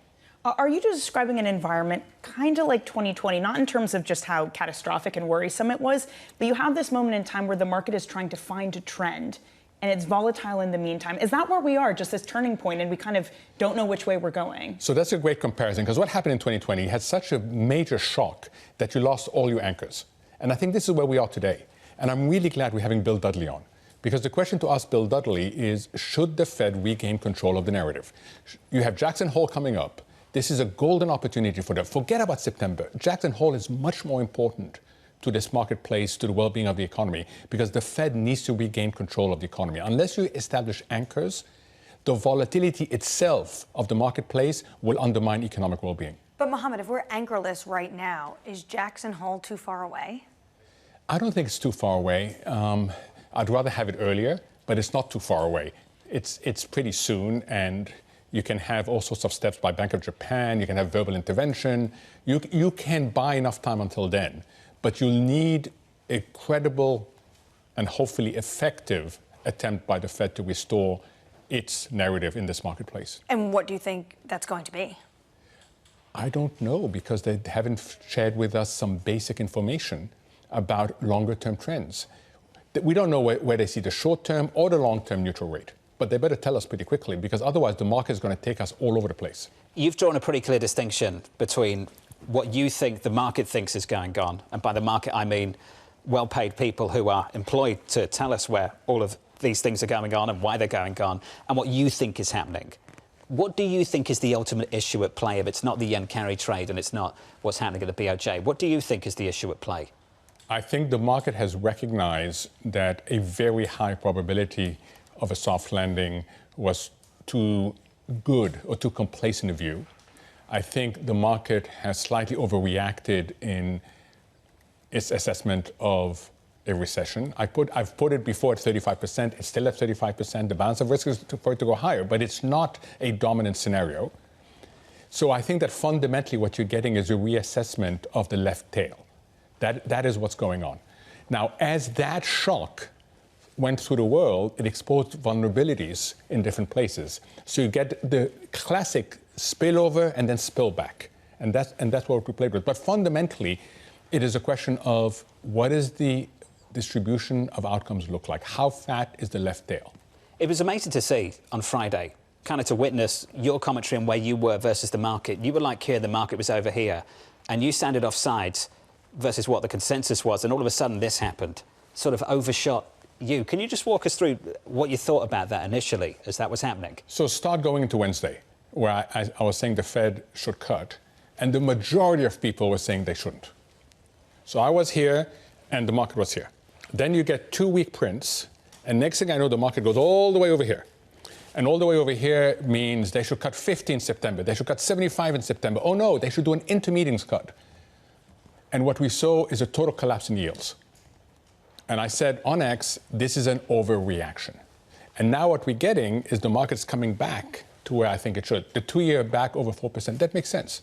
It didn't make sense where it went down. This is not the first time we've seen this, though, Mohamed, which is why I bring it up. If you think about last spring, last year, we went from no landing, soft landing, hard landing in the space of about 30, 60 days. We've seen this narrative flipping time and time again. What do you think underpins that? What's behind that? Well, first of all, this narrative's going all over the place is not a good thing. The US is at the core of the financial system. People outsource their savings to us. We view it as having the most sophisticated, the deepest financial markets. We're supposed to be less volatile. So first, for our standing in the world, and I get lots of phone calls from people outside saying, what is going on? The volatility is supposed to be in the periphery, not in the core. Okay, so why? I think a couple of issues. One is forward policy guidance has become ineffective. I did a simple search on Google. All I put in is Fed policy pivot. And the amount of times that forward guidance has pivoted means that it has lost. Why? Because it's based on excessive data dependence. There isn't a strategic forward-looking element. So you've lost that. And when you lose that, then you rely on the economy for being your anchor. And if anything shocks the economy, then you are anchorless. And there's so much going on in the world that you don't want to be anchorless right now. Do you think the Fed is at risk of the market telling it what to do? That the bond yields do such a thing that it forces them to do something like an intermediate cut, that it pushes them into doing 50 basis points worth of cuts? That's the risk. And that's why I put out a piece yesterday saying the Fed shouldn't be bullied into doing what the marketplace wants it to do. Yes, absolutely. That would be a huge mistake if it were to follow what the market wanted it to do yesterday morning. Who do you think is getting this right? Which central bank is doing the right thing? Been highly critical of a lot of central banks, including the BOJ and the Federal Reserve over the last week, but who's getting this right? So I think the Bank of England is getting this right. The Bank of England is being the most honest. Last week, when they published that decision, they said 5 people voted for, 4 people voted against. None of this forced consensus where everybody votes for and then the next day they're not even sure what they voted for. And the Bank of England is signaling there are delicate judgment calls here. We may get it wrong, but we will adjust as we go along. And I think the Bank of England benefits from something that the Fed desperately needs, cognitive diversity. Having external members serve on the equivalent of the FOMC is absolutely critical for better decision making. Why don't they want to do that? Based on experience, they seem reluctant to do so. You called it a false consensus. It certainly feels like a fabricated consensus when you hear all the individual policy speeches and then they get together and say, we're on the same page here. Why are they so reluctant to go forward with that? I think it's a mixture of insecurity and politics. That's what I ultimately think it is. A much better approach would be for us to know what's the range of views being expressed and how confident were people in the decision that they're taken. And I think the Bank of England conveys this really well. And then it's supported by what the governor says afterwards. Mohamed, this was great. You're going to be sticking with us through the hour, I'm pleased to say. Mohamed El-Erian of Queen's College, Cambridge. Equity futures right now on the S&P. Positive here by about 1.2% on the S&P 500. With an update on stories elsewhere this morning, let's get your Bloomberg brief with Yahara Hackers. Hey, Yahara. Hi, John. Disney shares turning lower in the pre-market despite the company beating estimates and posting its first ever profit in streaming. Disney also raised its guidance for earnings growth up to 30% from 25%. The film studio snapped a string of losses thanks to the release of Inside Out 2. Streaming posted $47 million in profit, which includes Disney+, Hulu, and ESPN+. Disney announcing it will raise prices for Disney+ by as much as 25%. After that massive CrowdStrike outage last month, two corporate giants are playing the blame game. Microsoft now saying Delta Airlines turned down repeated offers for assistance, echoing claims made by CrowdStrike. According to a letter Tuesday from Microsoft's attorneys to Delta, the tech giant reached out to the airline to offer technical support every day since the outage happened on July 19th through July 23rd. And each time it says Delta turned down the offers to help. The letter also says Microsoft CEO Satya Nadella also emailed Delta CEO Ed Bastian and never heard back. And this one is for Mr. El-Erian. Taylor Swift is the top nominee for MTV's 2024 Video Music Awards. Swift has 10 nods, largely thanks to her Fortnite video, which also features Post Malone, who's nominated for 9 awards. The only other artists within striking distance are Ariana Grande, Eminem, and Sabrina Carpenter, who each have 6 nods. Swift will have more history to make at the ceremony when she goes for a 3-peat in Video of the Year. That's your Bloomberg Brief. John? Hara, thank you. You're so popular now. Look at you. At the leading edge of sort of what's popular in America and worldwide. How does that feel? So after people discovered I had gone to the concert, in meetings I would hear people say, we need to tailor our response swiftly. Nice. Because you're a Swiftie now. Nice. I like that. Mohamed trying to go sort of like camouflaged in a pink T-shirt. You know, did you think people would miss you? Wouldn't identify who that was in the stand? I do what my wife tells me to do. That's the right thing to do, Mohamed. Well done. Up next, battling for swing state votes. Tim Walz's record is a joke. He's been one of the most far-left radicals in the entire United States government at any level. J.D. Vance literally wrote the foreword for the architect of the Project 2025 agenda. I can't wait to debate the guy. We can't wait to see a debate if we actually get a debate. That conversation up next, live from New York City. Good morning.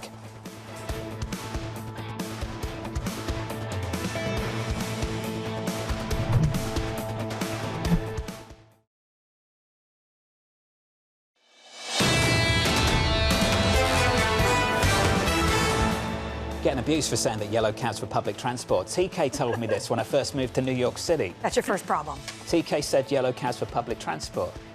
For so someone I tried of... to be a man of the people and hail yellow cabs. Would you call Tom Keene a man of the people? Absolutely. That's who I look up to. Equities right now in the S&P, up by 1.2%. Under surveillance this morning, battling for swing state votes. Tim Walz's record is a joke. He's been one of the most far-left radicals in the entire United States government at any level. But I think that what Tim Walz's selection says is that Kamala Harris has bent the knee to the far left of her party, which is what she always does. J.D. Vance literally wrote the foreword for the architect of the Project 2025 agenda. I can't wait to debate the guy. That is, if he's willing to get off the couch and show up. So.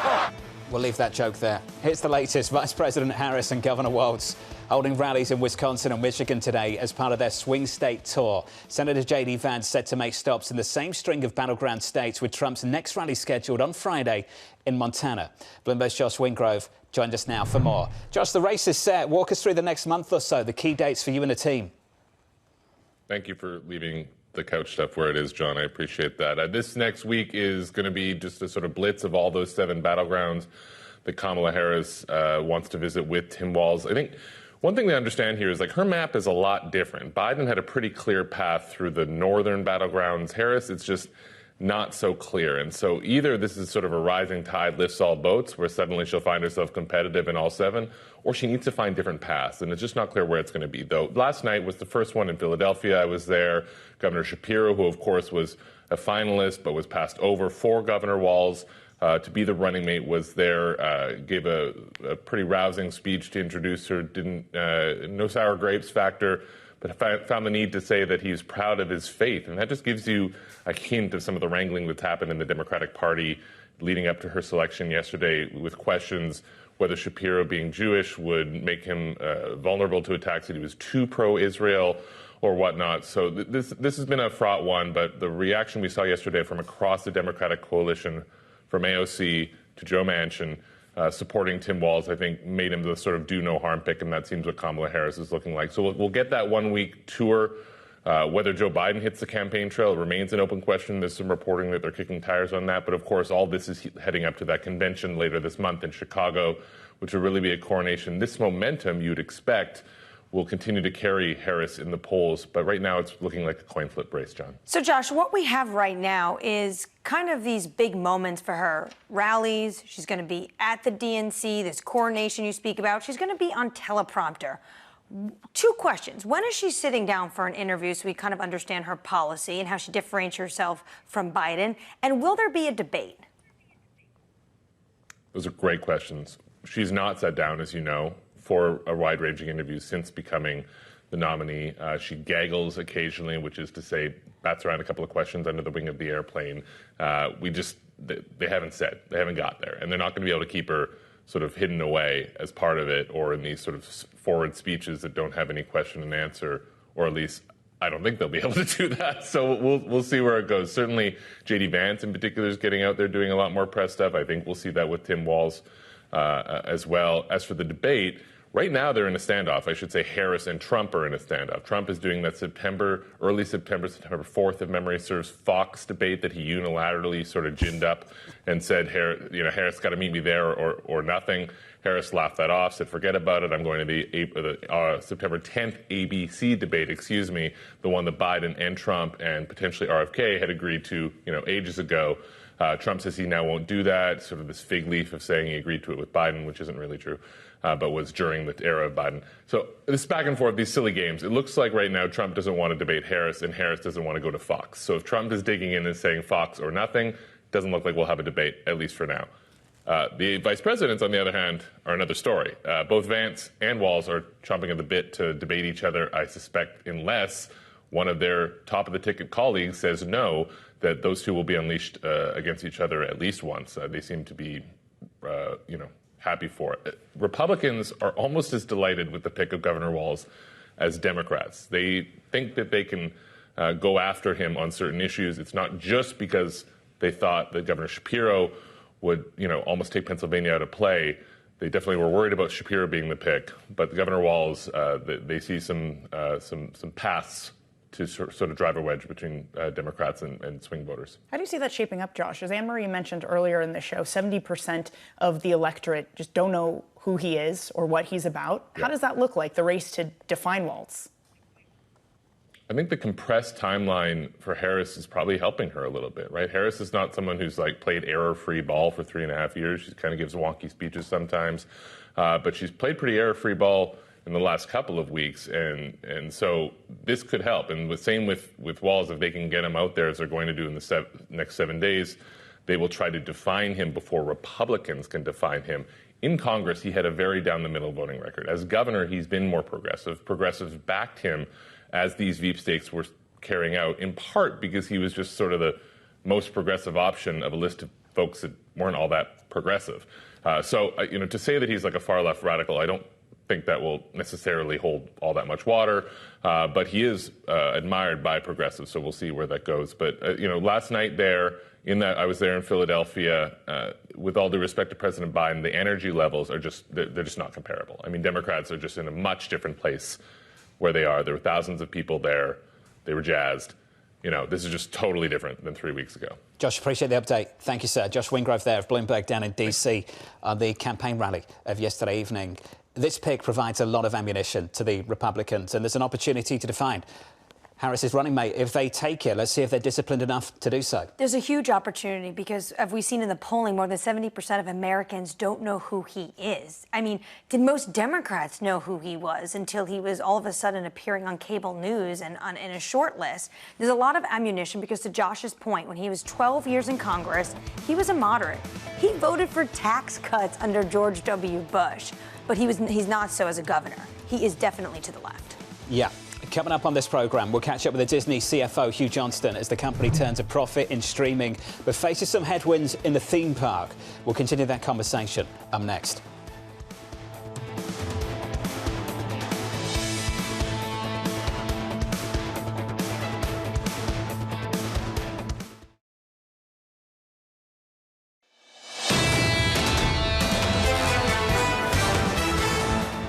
Equity futures on the S&P 500 positive here by a 1.2%. There's a lift, a rally in the Nasdaq once again up by 1.4%, and a Russell up by 1.8%. Just sort of unwinding the moves we've seen over the last couple of days. It's amazing to see. In the bond market, think about where we were on Monday morning. The 2-year was at 365 at about 8:30 Eastern time on Monday, all the way back to north of 4% at 4.02%. And just to complete the round trip, dollar yen, big move higher off the back of some BOJ verbal intervention. 147.25. We've got Mohamed El-Erian with us for the hour. Mohamed, I've got to ask you, do you think this is over? Have we put this behind us? Was this just sort of a one-off market freakout that we move on from? I don't think it's over. I think what's over was the overreaction, but there is still a question as to where do markets settle long term. Got to work out where the Federal Reserve settles long term as well. What's the destination for interest rates at the FOMC? Under surveillance this morning, here's the latest. Goldman Sachs CEO David Solomon saying the Fed will forego an emergency rate cut. In an interview for an upcoming episode of the David Rubenstein Show, Peer-to-Peer Conversations, he added that he expects more volatility ahead, but he does not see a recession. You can catch the full interview on August 14th. Danny, I've got to say, you know, the emergency rate cut stuff seemed pretty wild on Friday, seemed pretty wild on Monday. Have we backed off from that now? It feels like we have to a remarkable amount. I mean, not only has the dialogue backed off of it, but the market has backed off of it too. It still doesn't answer this question, though, and Solomon clearly comes down on the side of there's not going to be a recession, but it's just slowing. Are we slowing to normalization, or is it going into recession? It literally feels like this is like Schrodinger's economy, where you don't know whether it's alive or dead, and you have to look inside the box to find out, and we have yet to actually see inside the box. So with every piece of data that comes in, we're just kind of assuming what it is. Well, how quickly could the pendulum swing? And to Mohamed's point, the market is so data dependent because the Fed told them to be. Also, what Solomon said was about the jobs report. He says it wasn't horrible. It just was softer than people were expecting. That's why the data next week is so important. Data dependent or data point dependent? Mohamed, you've made the point repeatedly. There is a difference. There is a difference, and you have to combine with forward-looking. I think it is incredible that now we're all going to focus on jobless claims, one of the noisiest series out there, but depending on whether we get well above 250 or well below 250, this market is going to react on Thursday. Citi's Andrew Honhorst said that the danger zone for jobless claims was about 260. We're not too far away from the 260 number. Elsewhere in politics, a new poll from NPR, PBS News and Marist finding Kamala Harris leading Donald Trump 51% to 48%. It was conducted from August 1 to August 4th. So in the last week or so, the previous poll from July, Anne-Marie, showing Trump leading Harris 46 to 45. This has been a very, very close race, and it gets a whole lot closer. Well, to Josh's point, you saw the enthusiasm there yesterday. Biden was not drawing those crowds or that kind of enthusiasm. So Kamala Harris was able to tighten the race. This poll, though, was done before she had her VP pick. And I actually found the numbers about him more interesting. More than 70% of Americans don't know who this person is. There is going to be a race to define him because she has not come out and sat for policy interviews. How much does she differentiate herself from Biden? And who did she pick to expand her base or potentially just bring out the base? There's going to be a lot of concern or excitement about Governor Walz. Hopefully we see some actual policy interviews, because it's been amazing how few we have actually seen, which is like none at all, absolutely zero policy questions, which is kind of nuts. And I don't consider a gaggle under the wing of an airplane an interview. No. You can walk up, say what you want to say, I've been to them, and then you can walk away. And it would be entirely inappropriate to ask anything about policy, given the nature of that situation anyway. We were literally on the tarmac off the back of a hostage swap. So, like, a prisoner swap. So what are you going to do? Start asking questions about the economy and Joe Biden dropping out the race? And then you look incredibly tone deaf as a journalist. Precisely. So there we go. We want some questions, and some answers too. Let's turn to the earnings. Disney delivering better than expected earnings. The company's streaming business posting a first ever profit alongside a sluggish performance from its theme parks. The stock is down by about 1/3%. To weigh in on all of this, I'm pleased to say that we can catch up with the Disney CFO, Hugh Johnston. Hugh, it's wonderful to catch up with you, sir. As always, we've got to start with the price increases, first of all. It's on the minds of a lot of people, I can tell you, around this table as well, Hugh. So let's get into it. We've heard from a lot of companies that have talked about a loss of pricing power and sliding sales. What have you seen in the streaming business that gives you confidence that you can hike prices without that delivering increased churn? Great. Well, good morning. Great to be with you all. Obviously, terrific quarter for us, and you all have mentioned the numbers a few times.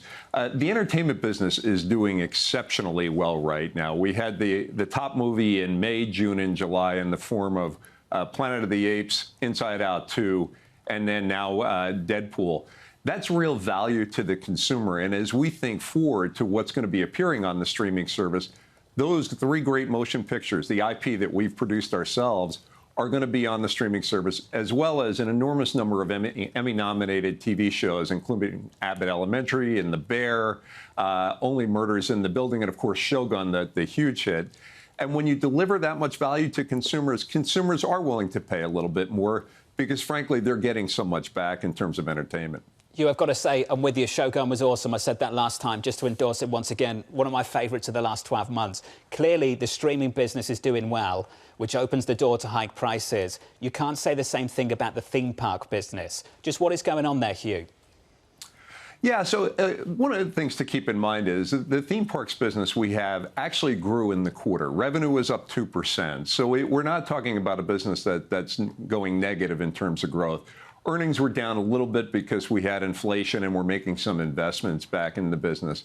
What we see happening more than anything is the lower income consumers are a little bit stressed and shaving a little bit off of their time at the park.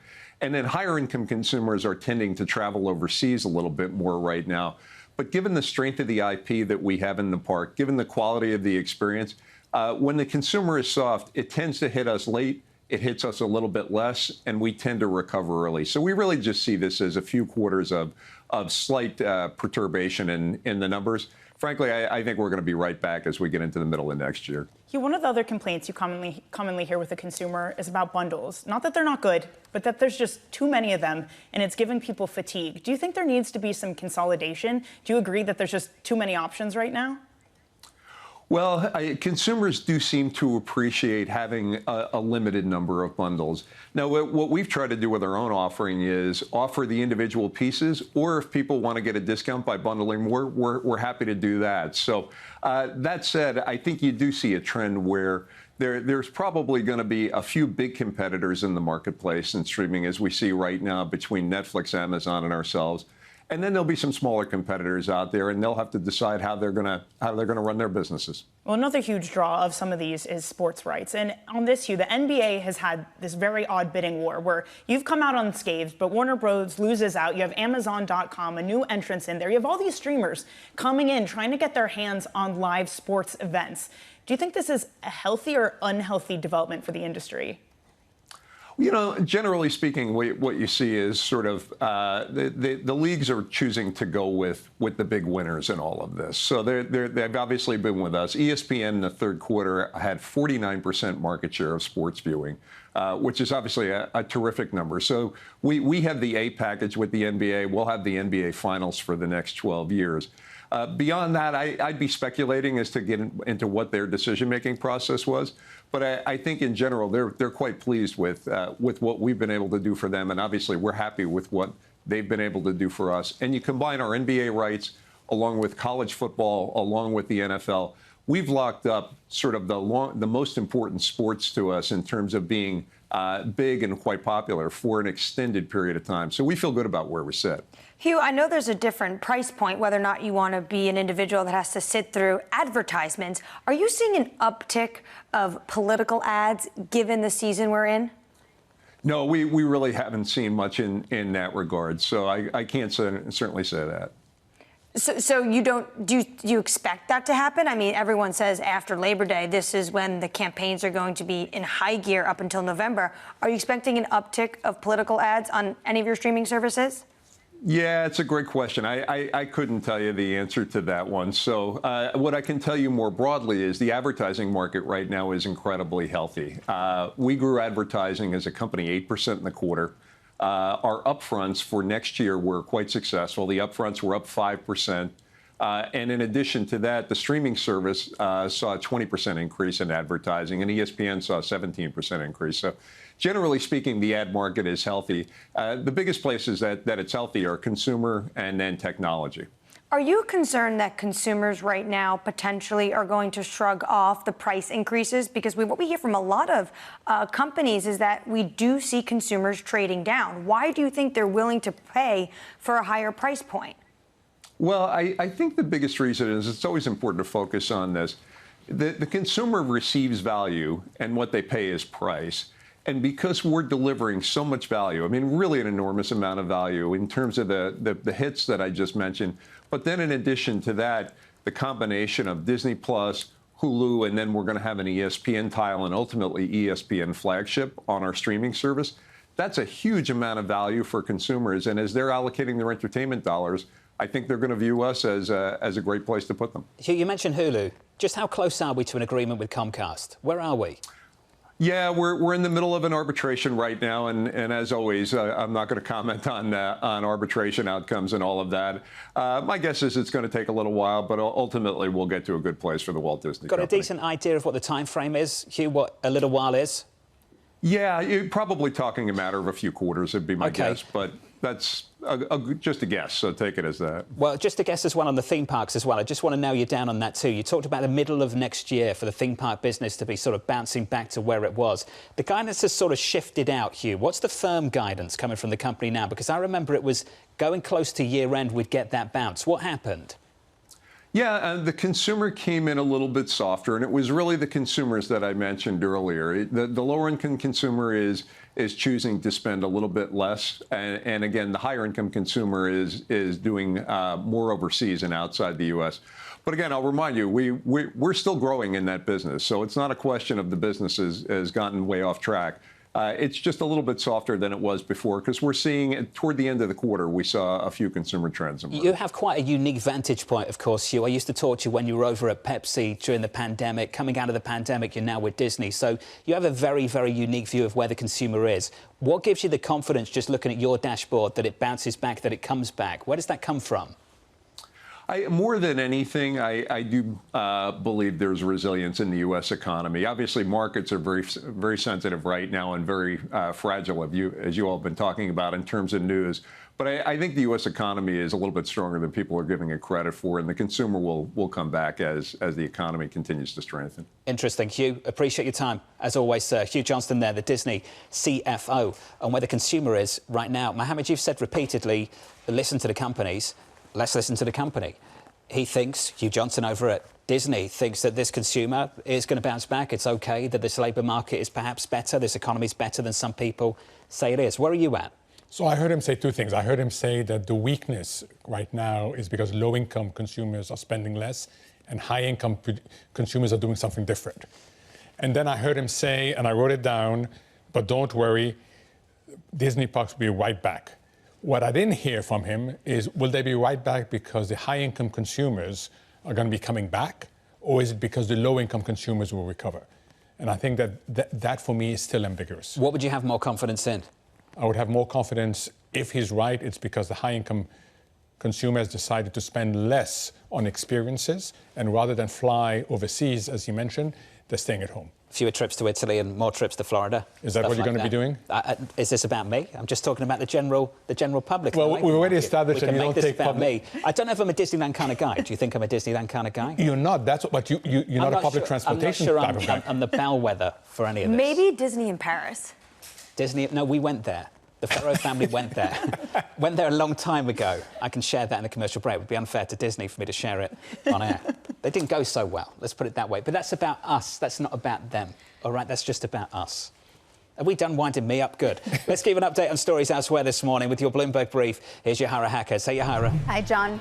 Vice President Kamala Harris and her running mate, Governor Tim Walz, held their first rally in Philadelphia last night. Harris introduced Walz on stage, hailing him as a fighter for the middle class.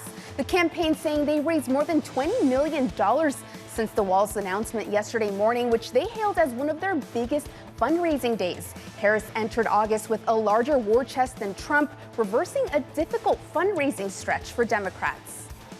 Shares of Airbnb are plunging in the pre-market nearly 15%. The company gave a disappointing outlook for a third consecutive quarter, setting it up for the slowest pace of growth since 2020. It also warned of slowing demand from U.S. vacationers. One area that saw positive results was bookings for larger parties after the company retooled its marketing toward groups choosing multi-bedroom homes over hotel rooms.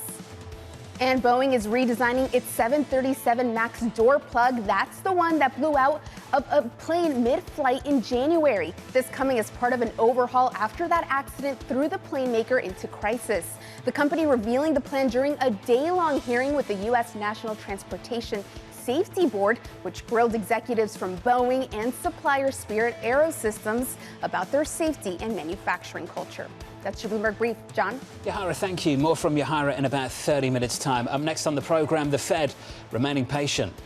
There's a little more room for confidence. Confidence that we're slowing but not falling off a cliff. The longer we were restrictive, we're going to have to start thinking about the employment side of the mandate. That conversation up next with the former New York Fed President, Bill Dudley.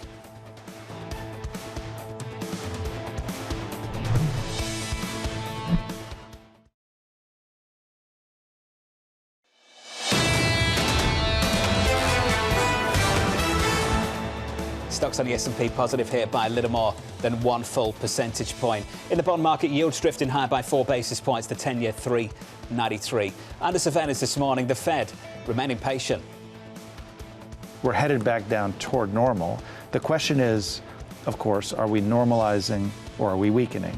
Those are two very different things. Underneath the hood of the labor market report, there's a little more room for confidence. Confidence that we're slowing but not falling off a cliff. You know that I believe that we are restrictive. The longer we were restrictive, we're going to have to start thinking about the employment side of the mandate.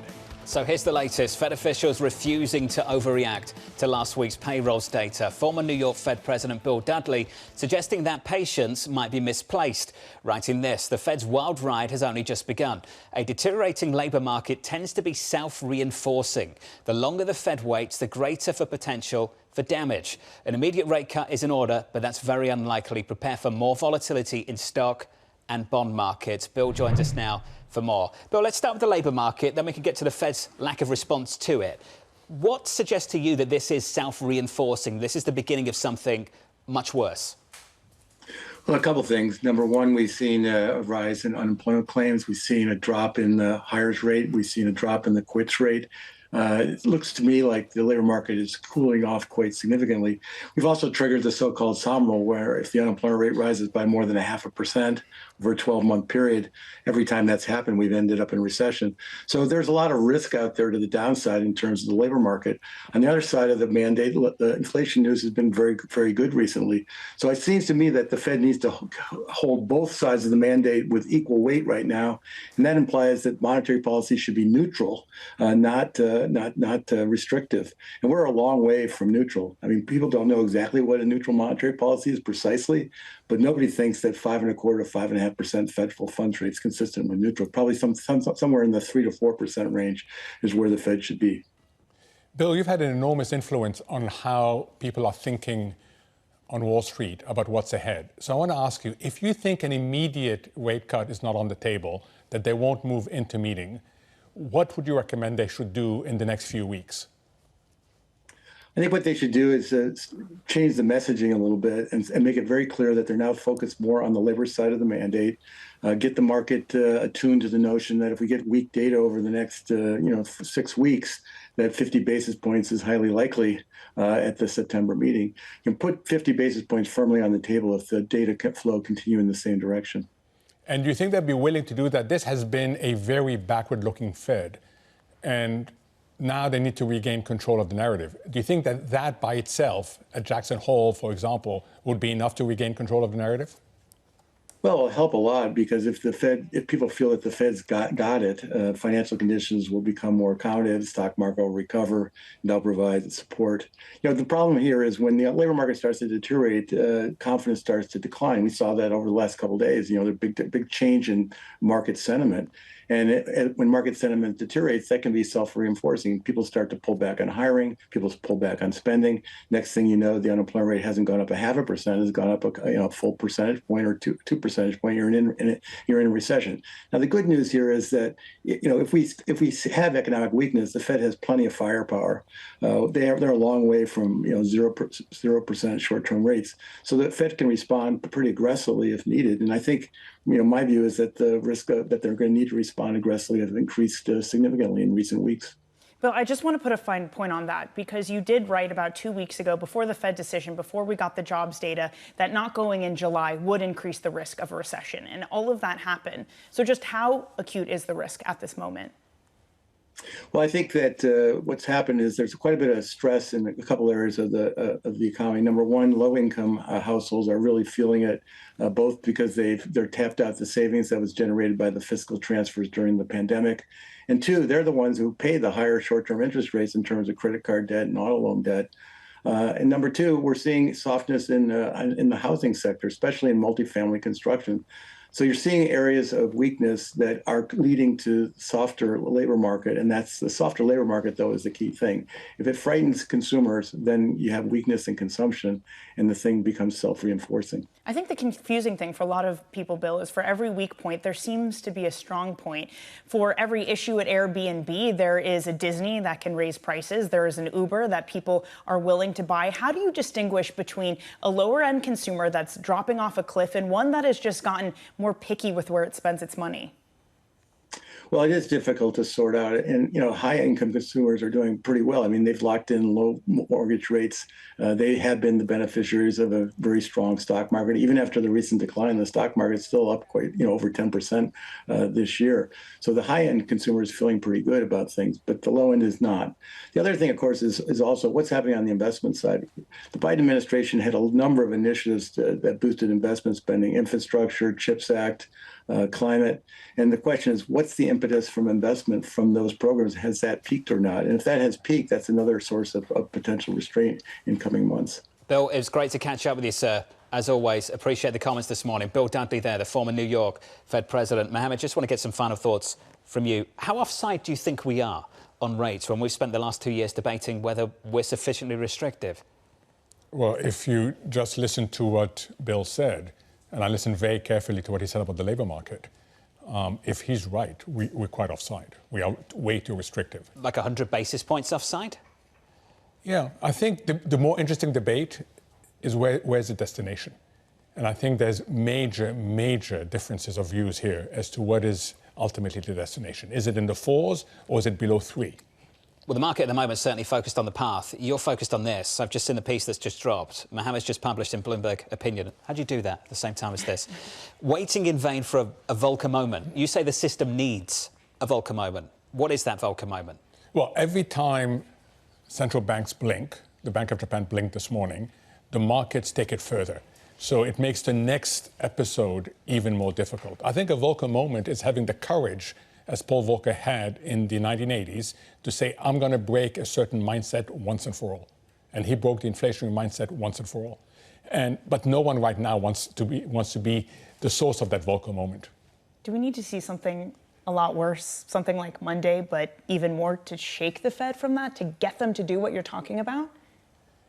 Yeah, I think I do. But you also need someone who is confident enough to be able to say, I'll see it through. And that's what we haven't had so far. So you don't sound like you think that they will change to get where they should be. No, I don't. I think we're going to continue playing this repeated game until something bad happens. But this repeated game can be played for a while. Does he need to communicate the destination at Jackson Hole? He absolutely needs to. How does he do that? What does that look like? What does it sound like? He'll say, we've looked at this. This is what our instincts are right now for where we're going. We're going to be going down that path, but we will course correct as we get more information. But you need desperately to anchor this market, John. Mohamed, appreciate it. Just fantastic. You've nailed the turn in this economy twice now. Just absolutely brilliant. Mohamed El-Erian with Queen's College, Cambridge, on the latest in the US economy and over at the Federal Reserve. And the third hour of Bloomberg Surveillance, the lineup looks like this. Alicia Levine of BNY Wealth, Pierre Ferragu of New Street Research, Lyngen of BMO, and Ashok Bhatia of Neuberger, Berman. The third hour of Bloomberg Surveillance just around the corner, with equity futures on the S&P up by a little more than 1 full percentage point. In the bond market, yields are higher by 3 basis points on a 2-year, up 4 basis points on a 10-year. Your yield this morning at about 3.93. And if you'd like to know where dollar yen is, the yen is a whole lot weaker. Dollar yen up by 2%, 147.21.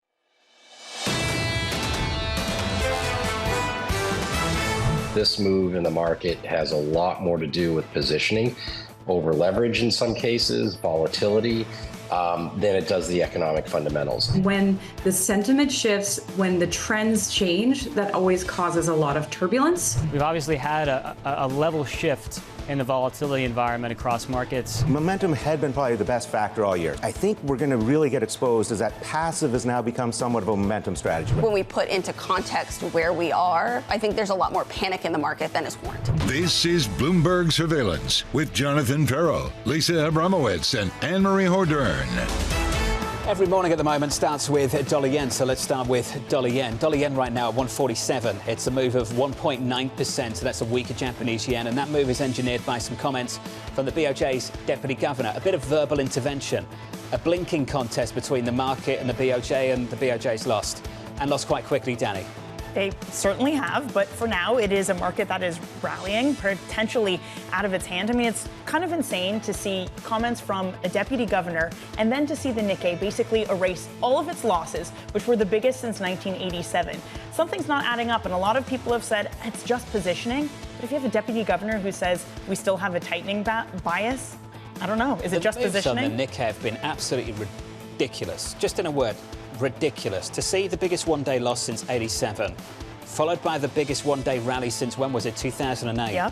And then I guess this is stability at the close today. The Nikkei 225 was up by 1.2%. Have we just encouraged a group of investors just to pile on the old trade once again? I just don't understand if you're in this market and you see pain to that extent, and then you're like, oh, well, it came back, so I don't mind. I can keep buying it. The deputy governor said something, so I can get back in it. I mean, surely you look at the volatility, and even just holding this thing in your portfolio, all your returns are going to look out of whack. Your volatility is going to look out of whack. It's not performing as it should. But is the Bank of Japan basically just putting out the red carpet for people to come back into the market? Were they bullied into this? Mohamed El-Erian, even though he was on with us the last hour, also managed to get out this piece. And he says this signal, which he suspects was partly in response to external nervousness about global stock losses, was seen pro-risk by markets. So they're nervous, but the markets are saying, well, you know what? Now we're ready to go in for more. Yen selling, reloaded, dollar yen at about 147, 146.98. There's a single name out there we need to talk about. I've said repeatedly, we're light on the data, don't get much of it. Jobless claims tomorrow morning. Light on the Fed speak. Only heard from a few so far, the likes of Goolsbee, Barkin and Mary Daly. Light on earnings too, but we do have Disney. So let's talk about Disney. Disney in the pre-market just about unchanged in early trading. What we've heard from the company so far is that the streaming business is doing well, which means we can hike prices. The theme park business doing less well. And guess what the culprit is for this? Lower income consumer spending. They're pulling back at the parks. And the higher income, they're travelling abroad but not going to Disney. So we've got to work out where this bounce comes from. Does it come from the higher income spenders coming back or the lower income spenders bouncing back? Which one is it? I mean, take your pick of what every company has said to try to figure this out. Uber in their earnings yesterday, the CEO said, while our consumer tends to be higher income, we're not seeing any softness or trading down across any income cohort. So we've got to wrap our heads around this. Is this a lower end consumer that is really struggling? Or is it simply a lower-end consumer that is being more picky, that there is some price fatigue and they're not willing to, go pay up for theme parks. They're not willing to go pay for McDonald's, but they are spending a lot at Taco Bell, for example. We had Yum earnings yesterday, which were extremely strong. But it's also the higher-end consumer that is, at this moment, at least according to the CFO was saying, that these people are jetting off to Europe. It's Amalfi Coast versus Orlando. They are not here. And what the CFO, though, said is maybe next year we'll start to see that demand come back. But I think this is more of an understanding this bifurcation we are seeing within the consumers. Seen it repeatedly again and again and again, and see it again this morning. Disney just about unchanged. The broader market is positive by 1 full percentage point on the S&P 500. Equities with a little bit of a bounce in the bond market. Treasuries lower, yields are higher. Just a little bit of softness coming back into the Treasury market. We're up by 3 basis points on a 10-year, 392.78. Coming up this hour, we'll catch up with Alicia Levine of BNY, and while we're still on course for a soft landing, Pierre Ferragu of New Street on why he is upgrading Nvidia, and Lyngen of BMO on the odds of a 50 basis point cut from the Federal Reserve. We begin with the big issue. US futures adding to Tuesday's gains going into the opening bell. Dovish comments from the BOJ lifting sentiment this morning. Alicia Levine of BNY Wealth is not expecting a recession. We still believe the macro data are pointing to a soft landing, but the areas of concern are growing, to include softness in the labour market. Alicia joins us now for more. Alicia, good morning. Good morning. Let's get into that. Where does that more constructive view come from on the economy? Because the data are really still quite good, and even the forward-looking data are good. And let's look at what's going on in the credit markets. The spreads are really holding in there and are not blowing out. And that's really the first view of what's happening with corporates. So spreads are fine, and the data just macro are fine. The ISM services data really came and saved the market. On Monday when it came in better than expected, and the employment data for services came in better than expected. That was a big number. So I think you're going to get revisions on non-farm payrolls in the next month, and it just doesn't seem that we're moving towards recession. Now, having said that, I think the Fed is too tight here for where inflation is going, and real rates are quite high. So it's time, gentlemen. It's time. It's time to start the cutting cycle. But we don't see evidence of a recession yet, and the soft landing is still in play here. How offside do you think this Federal Reserve is? It was a question we explored in the last hour. How offside do you think they are? So I think they could cut 100 basis points here, and they'd still be tight. Still tight after 100? Well, because you want a real rate, and we're 2.5% on PCE, so that seems to make sense, right? So if they are still too tight, even if they cut 100 basis points, but the economy looks okay, at what point does that cease to be the case, that they continue to be too far behind and they don't catch up? So it's a great question. I think let's talk about the institution for a second. As an institution, the Fed is set up to be a little bit late because they're looking at data. The statements are written 2 weeks before the meeting. And even as data may come in those 2 weeks, those statements don't get revised. And the press conference is the press conference, even if you get different CPI that morning. And we've seen that in the last few Fed meetings.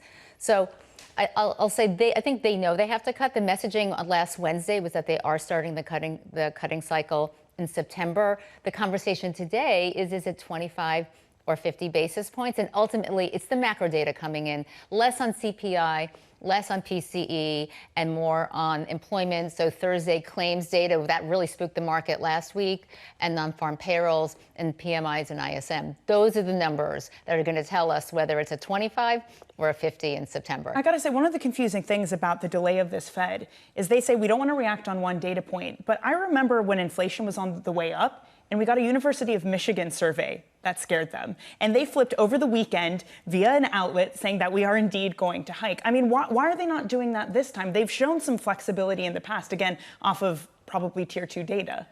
Because the data are still good, right? The economy is still good. We just came off an earnings season where earnings are over 11% in the second quarter, 2.8% in the second quarter for GDP.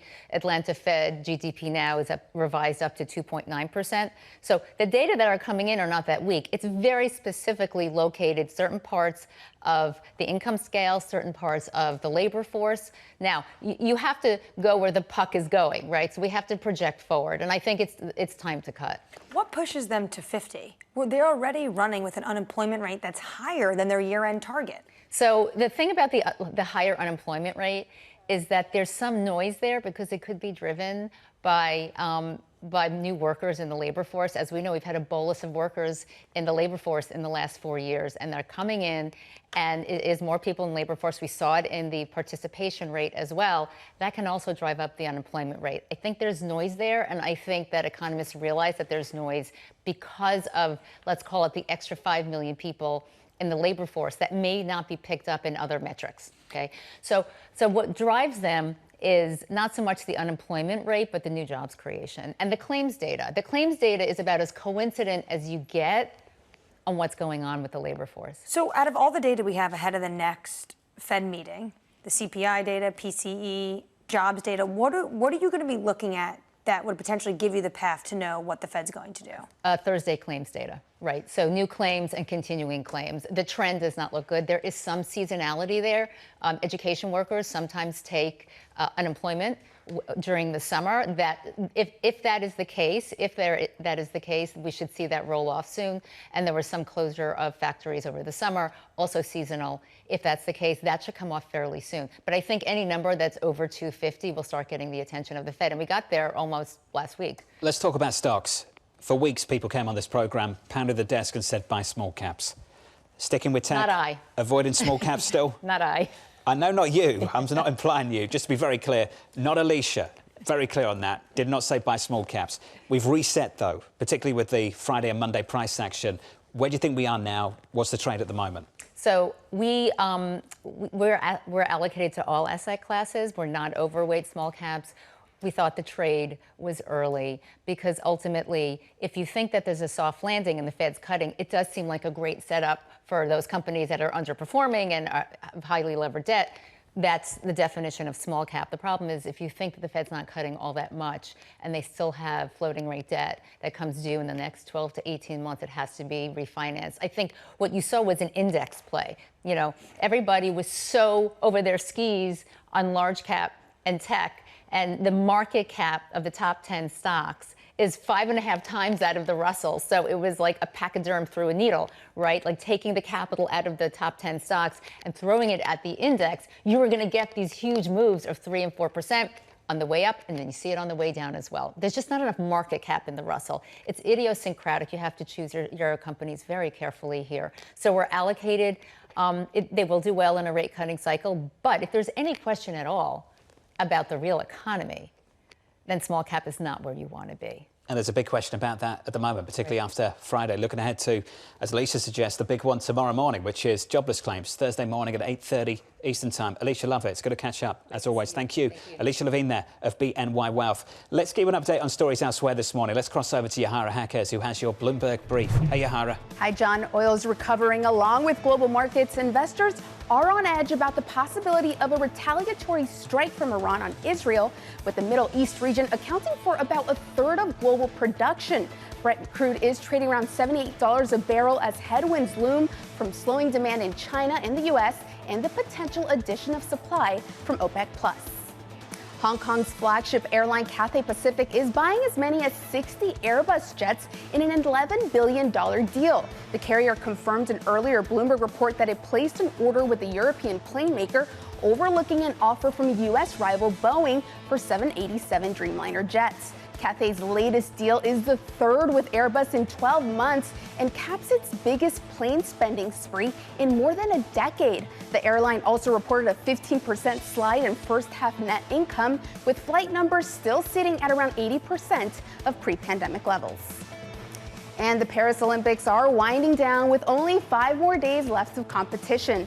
Today, the newly crowned fastest man alive, American Noah Lyles, returns to the track in the 200-meter semifinal after taking home gold in the 100-meter. And Team USA's women's basketball team tips off this afternoon against Nigeria in the quarterfinals.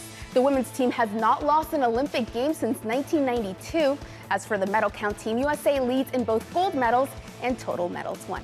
That's your Bloomberg brief. John? Can I just say that Gabby Thomas made us all look terrible yesterday. Neurobiology at Harvard, gold medal at the Olympics. It's so unfair. And how old is she? Probably like 20-something also? It's like beauty, brains, athleticism. It's just absolutely ridiculous. Yeah, the winner was Noah Lyles, though, saying, like, you're not a world champion if you're just playing in the NBA because you're not competing against the world. Those comments resurfaced. I've said that a million times. It's like baseball, World Series. Ridiculous. Like, who are you playing? Yeah, well, Canada. Yeah, Canada.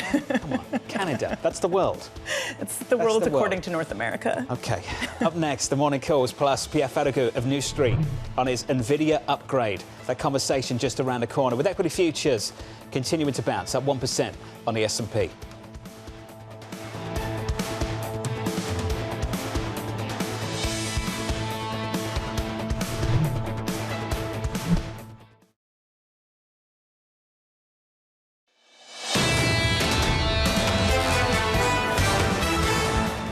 this from Barclays this morning. Buy the dip in tech, overweight financials. The latest from them.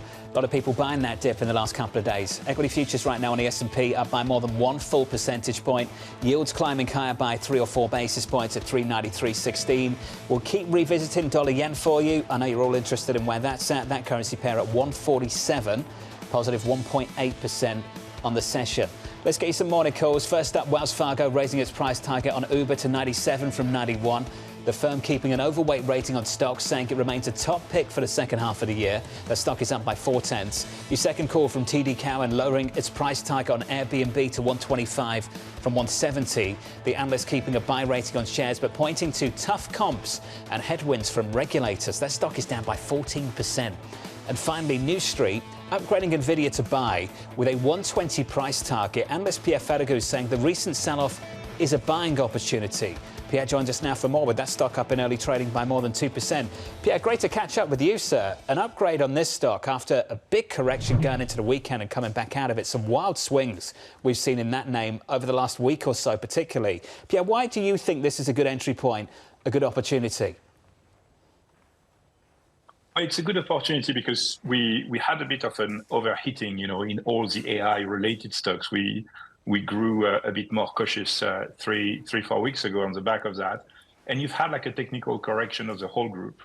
And specifically on NVIDIA, our concern was that expectations were basically getting almost like about to be ahead of what the supply chain was, lining up in terms of capacity, and well ahead of CapEx projection, how much money the top players were going to spend on their data centers.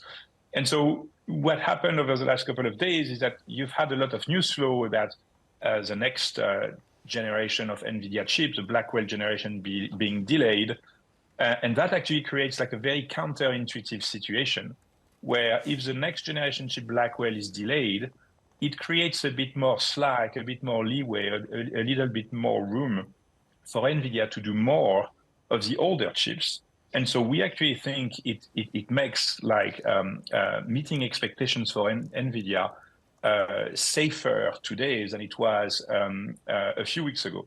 And of course, with the stock being down almost 30% from its peaks, valuation now is very reasonable. To give you an idea, Jonathan, it's trading on 29 times what we expect for earnings for next year, and we're slightly below consensus. We're very conservative. And, in the last pullback in 2020, this is kind of like the trough multiple at which the stock really got to its lowest point. So we don't see much, downside risk on earnings, no downside risk on the multiple. So it's a good place to get into the AI infrastructure leader. Pierre, let's talk about the potential downside risk to earnings, perhaps not in the immediate term, but maybe longer down, just a little further down the road. We have heard from their biggest customers. We know who those biggest customers are. And we've noticed just a loss of patience with some investors towards those customers about how much they're spending on their AI ventures and how little maybe the reward is based on things so far. Do you sense that loss of patience from the investor base with their biggest customers? And what do you sense that could mean further down the road? Yeah, it's an excellent question. This loss of patience, we've seen it already in the past when these customers, moved into the cloud business. They were spending a lot of money to build out the clouds. And at the time, I remember so well all investors being very scared about it because they see all this free cash flow going into additional capex and they don't like it. I think it's being a bit short-sighted for investors. They always react like that. These investments are really going into assets that are going to generate additional revenues that are going to depreciate over a long period of time. To give you an example, the CFO of Microsoft said last week that half of the capex they're spending this quarter, so they're spending $19 billion. It's a lot of money. But half of that goes into buildings that are going to be, generating revenues and that are going to be depreciated over 15 years. So it's always a bit scary to see very large capex. And it's normal to hear investors being worried about it. Now, our view is don't listen to investors. Look at the balance sheet, look at the cash flow statement, and look at the P&L.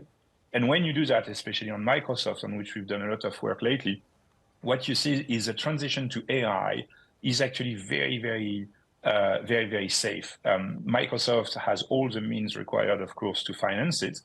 And the transition to AI is going to cost like a couple of points of gross margin pressure in the next 2-3 years.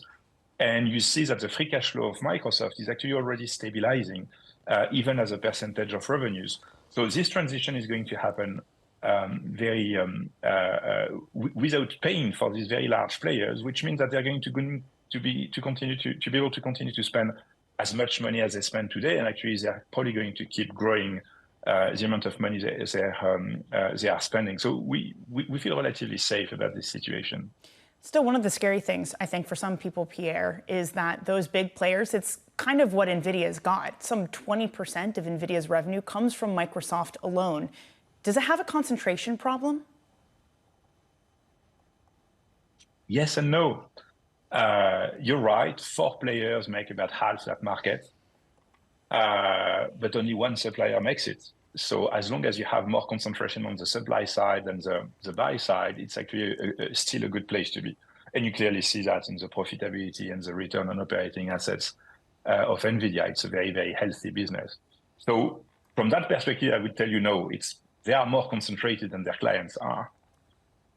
Now, on the other side, only 4 players making half your business presents a permanent strategic risk of clients really working out a way to create an alternative suppliers. And you see how Google developed their own chips in-house very successfully and are now ramping millions of these chips, the CPU. And you see that all other players are looking at making similar moves. You look at SoftBank investing in GraphCore to try and create an alternative. You look at other startups trying to create an alternative to NVIDIA. You look at AMD and to some extent Intel trying to create an alternative as well. So NVIDIA is in a very strong position, but they need to remain very, very good at what they do, provide a lot of value to their clients in order to maintain this leading position. So far, we see that they understand that. They are very careful about pricing, about bringing value to their clients at every new product generation. And so far, we have to say execution is very good. Like, for instance, you see that today Blackwell is being delayed the next product generation. You could see that as a mis-execution, but the reality is that NVIDIA moved from releasing a new product every year versus every 2 years, if not more, in the past. So in this acceleration, they took a lot of risk, and now they have maybe like a 1-quarter delay. Overall, execution is still very, very good, and it's going to continue to be very, very good for anyone to compete with NVIDIA. Not impossible, but very, very, very difficult. Pierre, what about heightened scrutiny? We learned this week that the DOJ is going to be looking at NVIDIA when it comes to potentially violating antitrust laws. Any concerns you have about this? A lot of concerns in terms of a lot of scrutiny, as you mentioned it. I think you're totally right. Look at Microsoft in the last 20 years under how much scrutiny they've been in terms of regulation. Does that mean it's going to hurt the business? Probably not. NVIDIA will have to manage that very carefully. We'll have to carefully choose its practice, be careful about bundling, be careful about pricing fairness, and they'll have to be very careful to behave very well. But if they do the best chip, they do the best chip. If everyone wants their chips, and there isn't much the regulator can do about that. So it's going to be high on the list of topics being discussed in the boardroom of NVIDIA, as it has for Microsoft in the last 20 years. Yep. Does that mean NVIDIA could suffer? Not really. It wasn't a regulator that beat Microsoft, it was the market. Well said, Pierre. Pierre Ferragu of New Street. I mean, my words, but Pierre was basically alluding to it. You think about the experience of Microsoft in the last 20 years. That's what did it. If you make the best product, people are going to buy it. Yeah, but investors, how much patience are they going to give it in the meantime? To your point, I mean, we had Super Microcomputers earnings last night, which NVIDIA is their biggest supplier. I mean, crazy earnings. They really, really upgraded their forecast, but margins were kind of off. That thing is getting punished this morning. So in the meantime, investors don't really care if it's the best product. They just want it to keep growing at, 300%. Yeah, ridiculous levels. NVIDIA's up in the pre-market by 2%. New Street upgrading the stock to a buy. New price target, 120. We traded about 106 this morning. Coming up next, we'll catch up with Lyngen and Ashok Bhatia on the odds of a 50 basis point cut from the Federal Reserve in September. Their conversation up next.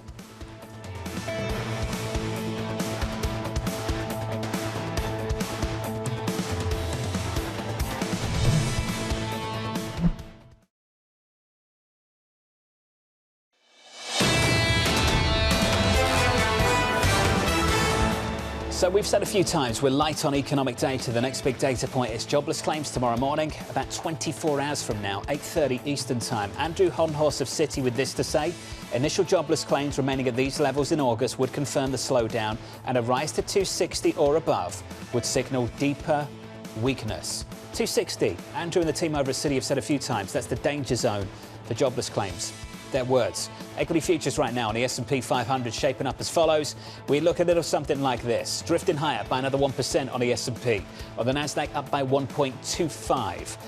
In the bond market, treasuries taking shape with yields higher by 2 basis points on a 2-year, approaching 4% again. Seen that a few times in the last couple of days. 393.73 on a 10-year, up by about 4 basis points. Curve a little bit steeper, led by a sell-off for the long end. The 30-year up by 6 basis points. If you switch at the board, the one to watch really should have started with this because it set the tone for absolutely everything elsewhere. Dollar yen 147. We're positive on that currency pair by 1.9%. That is a weaker Japanese yen. Here's the why. Under surveillance this morning, the BOJ sending dovish signals after days of historic volatility. The bank's deputy governor saying this. The bank needs to maintain monetary easing with the current policy interest rate for the time being. The bank will not raise its policy interest rate when financial and capital markets are unstable. So no hikes from the BOJ as a conclusion by some. Danny, I think, like others, you're skeptical. I am skeptical because he saw that big reaction in the yen. He saw that chart that you just showed that had it shoot up.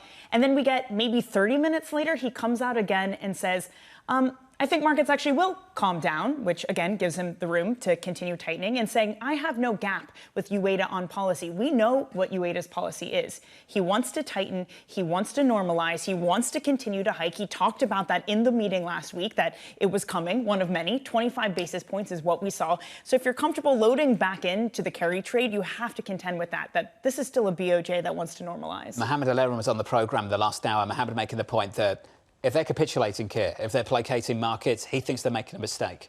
Right, because they're basically just allowing the markets to come back in, load back up. Paul Donovan this morning saying Japanese equities, what we've been witnessing, now entirely where they were before the plunge on Monday. So economic fundamentals have not changed that much this week. Draw your own conclusions about markets' relationships to economic reality. Yeah, this market has just been ridiculous over the last few days. The politics is ridiculous too, but just sort of like spare us just a moment to talk about the politics. Republican presidential nominee Donald Trump announcing Elon Musk will interview him on X on Monday. The news coming just after Vice President Kamala Harris named Minnesota Governor Tim Walz as her running mate. Musk quickly endorsed Trump after the assassination attempt on the former president just last month. I have to say, that assassination attempt feels like a year ago, given how quickly this political cycle has moved. It does, and I'm looking forward to seeing this interview, but I do have to say two things. One, Elon Musk is a firm believer at this moment in Donald Trump, so this feels like it's going to be softballs. I would love to see Trump and Kamala Harris, for that matter, sit down with journalists that are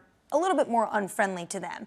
It's also interesting for Elon Musk. This is potentially a space for him to have a redo. Remember when Ron DeSantis launched his political campaign, his presidential campaign, it was on X, and Don Jr. came out and called it disaster, or disaster, like DeSantis. So for me, this just feels like potentially it's a win for Musk, but it's almost like Reid Hoffman sitting down with Kamala Harris on LinkedIn. You know what you're going to get. When have US politicians ever sat down with people that don't like them? They have. When does that happen? Who? When was the last time that happened? Trump just did it. Trump at the does NAJB. it. He Well said. literally just did it. So let me rephrase. When do Democratic politicians sit down with people that don't like them? Yeah, that's probably. Well, when do they sit down with anyone? I think we need to ask that question at the moment because we haven't heard with friendly or unfriendly. That's true. I would also just note, though, that Trump was speaking on a panel event. But yes, many would say that potentially for him it wasn't the best idea to go into that. Let's see if we actually get an interview a little bit later this month. We shall see. Let's turn to the earnings. Disney results painting a mixed picture. Weakness in the company's famed theme parks offsetting its first ever profit in streaming.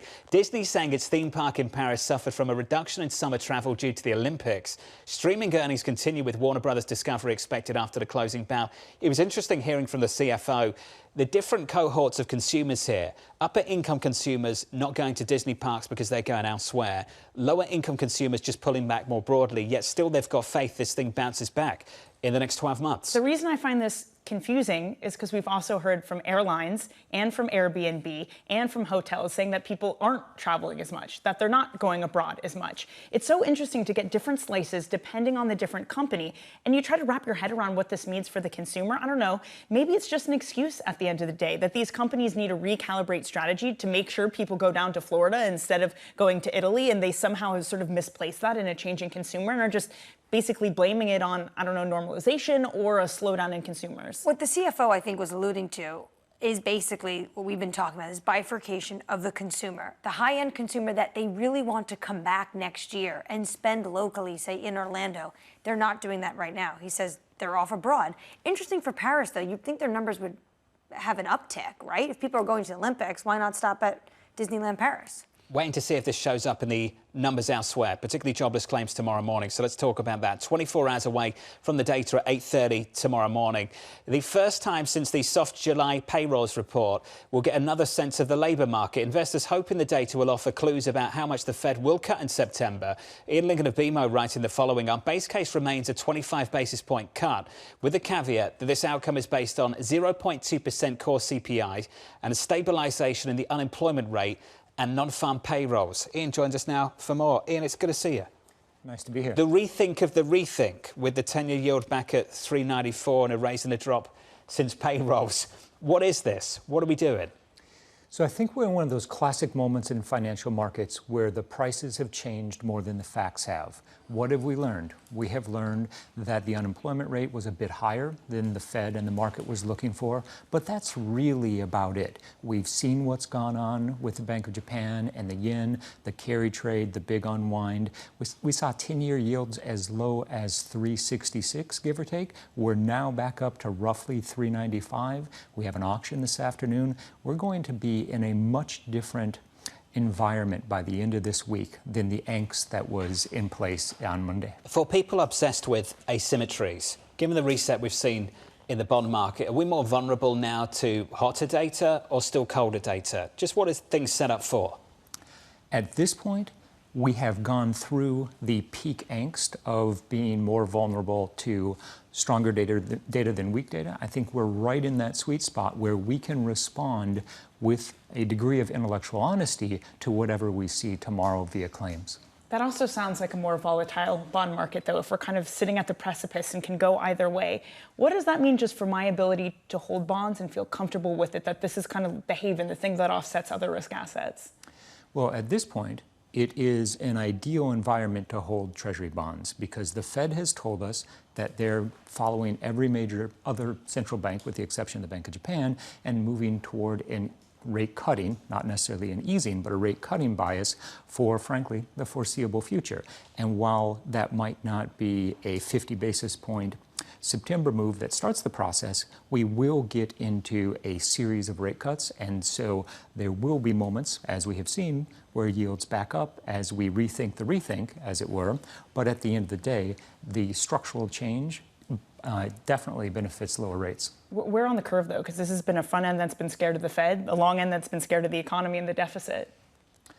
I would point to the compression of 10-year break-evens as a clear indication that the market has renewed faith in monetary policy and renewed faith in the Fed's commitment to get us back to that 2% inflation target. And as break-evens compress, we will see nominal rates move lower and lower. And so I like the 10-year sector, with a nod to the fact that 2 years are going to be very closely linked to nearer-term policy expectations. When it comes to policy expectations, you're still expecting 25 basis points cut for September, but potentially the data can move you to 50. But how much do you think they need to cut for the rest of the year? Alicia Levine was just on talking about 100 basis points. How much do you think the Fed, by the end of December, should have in this market? So our base case remains that if the Fed starts at 25 basis points a quarter, they can continue that cadence only if we remain in a soft, low landing environment. And we're going to know that over the course of the next three major data releases, 2 CPIs and that non-farm payrolls, and that will set the tone for September. In an ideal world, 25 in September, 25 in December, quarterly cadence from there. I'm worried that that's not going to be what plays out. I'm worried that we're actually going to see a more dramatic deceleration on the inflation front and another concerning payrolls print. And then we're 25 at each meeting with the note or with the caveat that that could begin with that departure point of 50. How do you define a concerning payrolls report? Anything sub 75 in terms of the headline, or another 0.2% increase in the unemployment rate that is not coupled with a higher labor force participation. Ian, just quickly, I'd love your thoughts on the price action. How orderly was this bond market on Monday? What did you make of it? I wouldn't put it in the category of being disorderly. Liquidity was fine. Everything functioned as it was supposed to. There were no clear strains. We haven't seen any drama unfold in the funding markets. Things seem to be calm for the time being. That being said, as we know, when paradigms and narratives shift this quickly, the price action can be very, very choppy. We reprice, we don't trade tick for tick to a new level. Things have gone back and forth viciously in the last year, repeatedly. We've seen it time and time again. Ian, it's good to see you. Thank you, sir. Ian Lyngen there of BMO. To continue the conversation, Ashok Bhatia of Neuberger Berman joins us now. Ashok, I want to come to you on something you've been pondering for a while. Invest for the destination, not the path. Can you just frame why that was important and why maybe things have started to turn, that the path has become more interesting? Yeah, I think so. A lot of our thesis for this year was what you said, was own, 5 to 7 year points. We were at peak in this spring. Those points were pricing for the Fed to get to a terminal rate of 1 point, almost 4.25. And, our view was Fed was going to end up somewhere lower than that. We sit here today and the terminal rate pricing, at the lows on Friday or Monday, we got down to a terminal rate of 2.90, and we sit here today with a terminal rate pricing of 3%. And that to us seems extremely reasonable. So I think the main thing that's going to have to, and it's going to be a harder question for the bond market, is suddenly the path gets more important. Because the endpoint is priced, I think, pretty fairly, it's now going to be these debates about how quickly they get to that 3% level that's really going to drive bond performance. You were talking with Ian about how much is priced in 25 versus 50. The challenge for bonds is there's, over 100 basis points of easing priced in for the rest of the year. And if you don't get that, total return performance in some of these short maturity fixed income securities will be challenging. So I think the structural change that's happened in the bond market, and I think it will persist, is we're going to have to talk more about 25, 50, this pacing and this path, and the destination pricing of 3%. I'd be surprised if that changes an awful lot over the coming months. Well, the crazy thing about this bond market is you can have a clear view for where that destination is going, but you can be smacked around in the meantime as this market swings back and forth. Do you think there's any merit to being a more short-term trader, that you just have to be tactical in a market like this? I do. I think, you want to definitely keep, valuation as an anchor on this. But, we saw this in November and December of last year. And, it's kind of history's littered with this, which is when bonds rally, they often rally very quickly and, can occur in this case. We've repriced 100 basis points or so in the course of a week. I do think, our base case is the next few months we'll see continued, weak inflation prints. I think we're a little more concerned about the labor market. So I think what that all adds up to is the next few months, we're probably not going to see a big repricing higher in yields. And I think it's probably more going to be, how weak does the data get? Can that drive even faster Fed expectations? But base cases, we've repriced yields, and we're probably just, I think, going to sit around these levels for a while. The other repricing we did is a market that you like. It is credit. And I mean, there you saw some huge moves, widening of 73 basis points in just 5 days. Sure, it comes in 22 again yesterday, but actually, are you now fairly getting compensated for the risk in this market?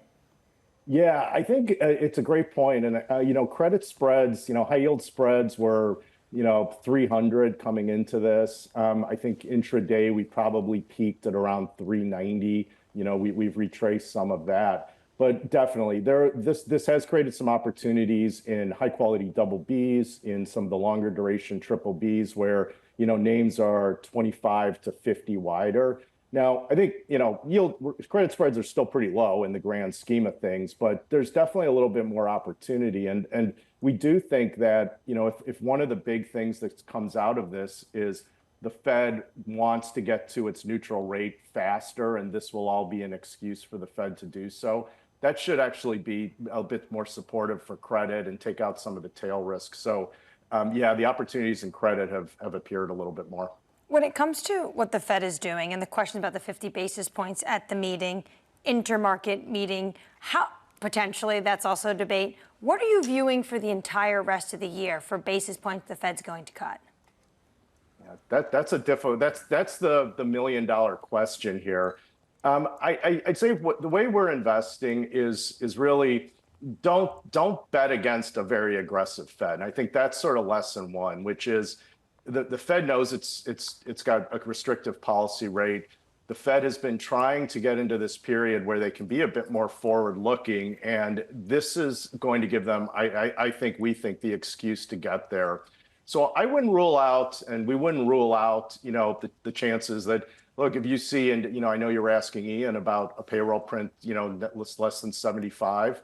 If you get some of these more downside types of outcomes in the next few months, I wouldn't discount that the Fed can deliver the 100 basis points or even a little bit more if you get that kind of weak data. The Fed, I think, wants to get that first 100 basis points and should get that first 100 basis points of easing out of the way. So it's not a great answer to your question, I know, but I think 75 is probably the minimum, and the upside or how much easing, it will be data dependent, but I don't think we're going to back off this pricing off an awful lot. Ashok, I feel like we've been exploring the same thing now for months and months and months. Is it a welcome cooling or an unwelcome deterioration? I can tell you the split on Wall Street. Morgan Stanley, Bank of America, basically saying a welcome cooling. Citi, JP Morgan saying an unwelcome deterioration. Are you in the latter camp and not the former? Is this looking more and more like an unwelcome deterioration?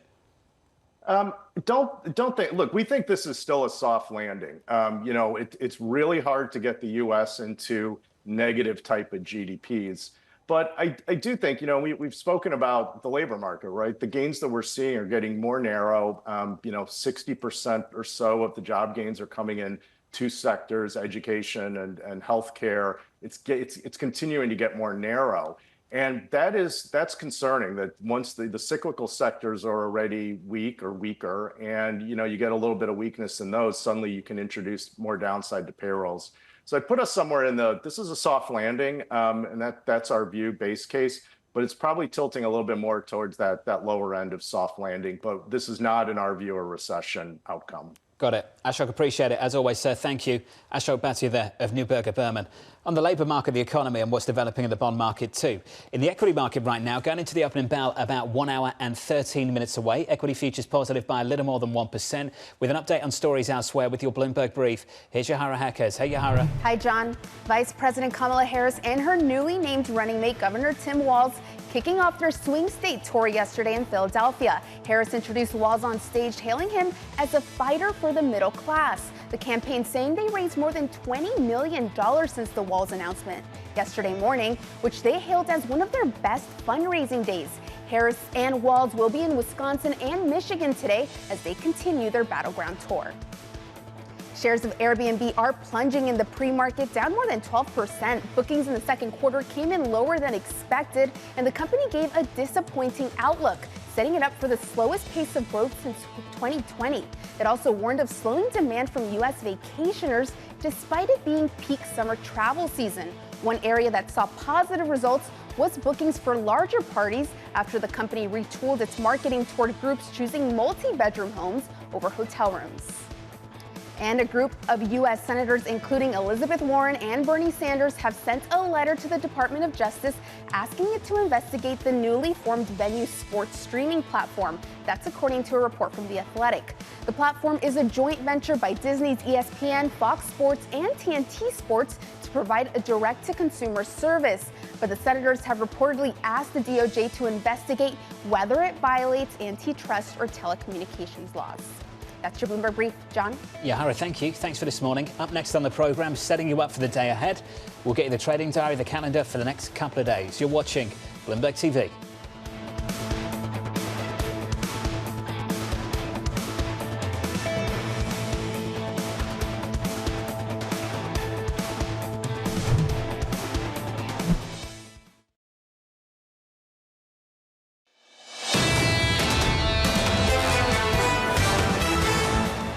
The guiding light for this market right now is dollar yen. So I'll tell you where dollar yen is first, and then we'll take a look at everything else. Dollar yen right now just short of 147.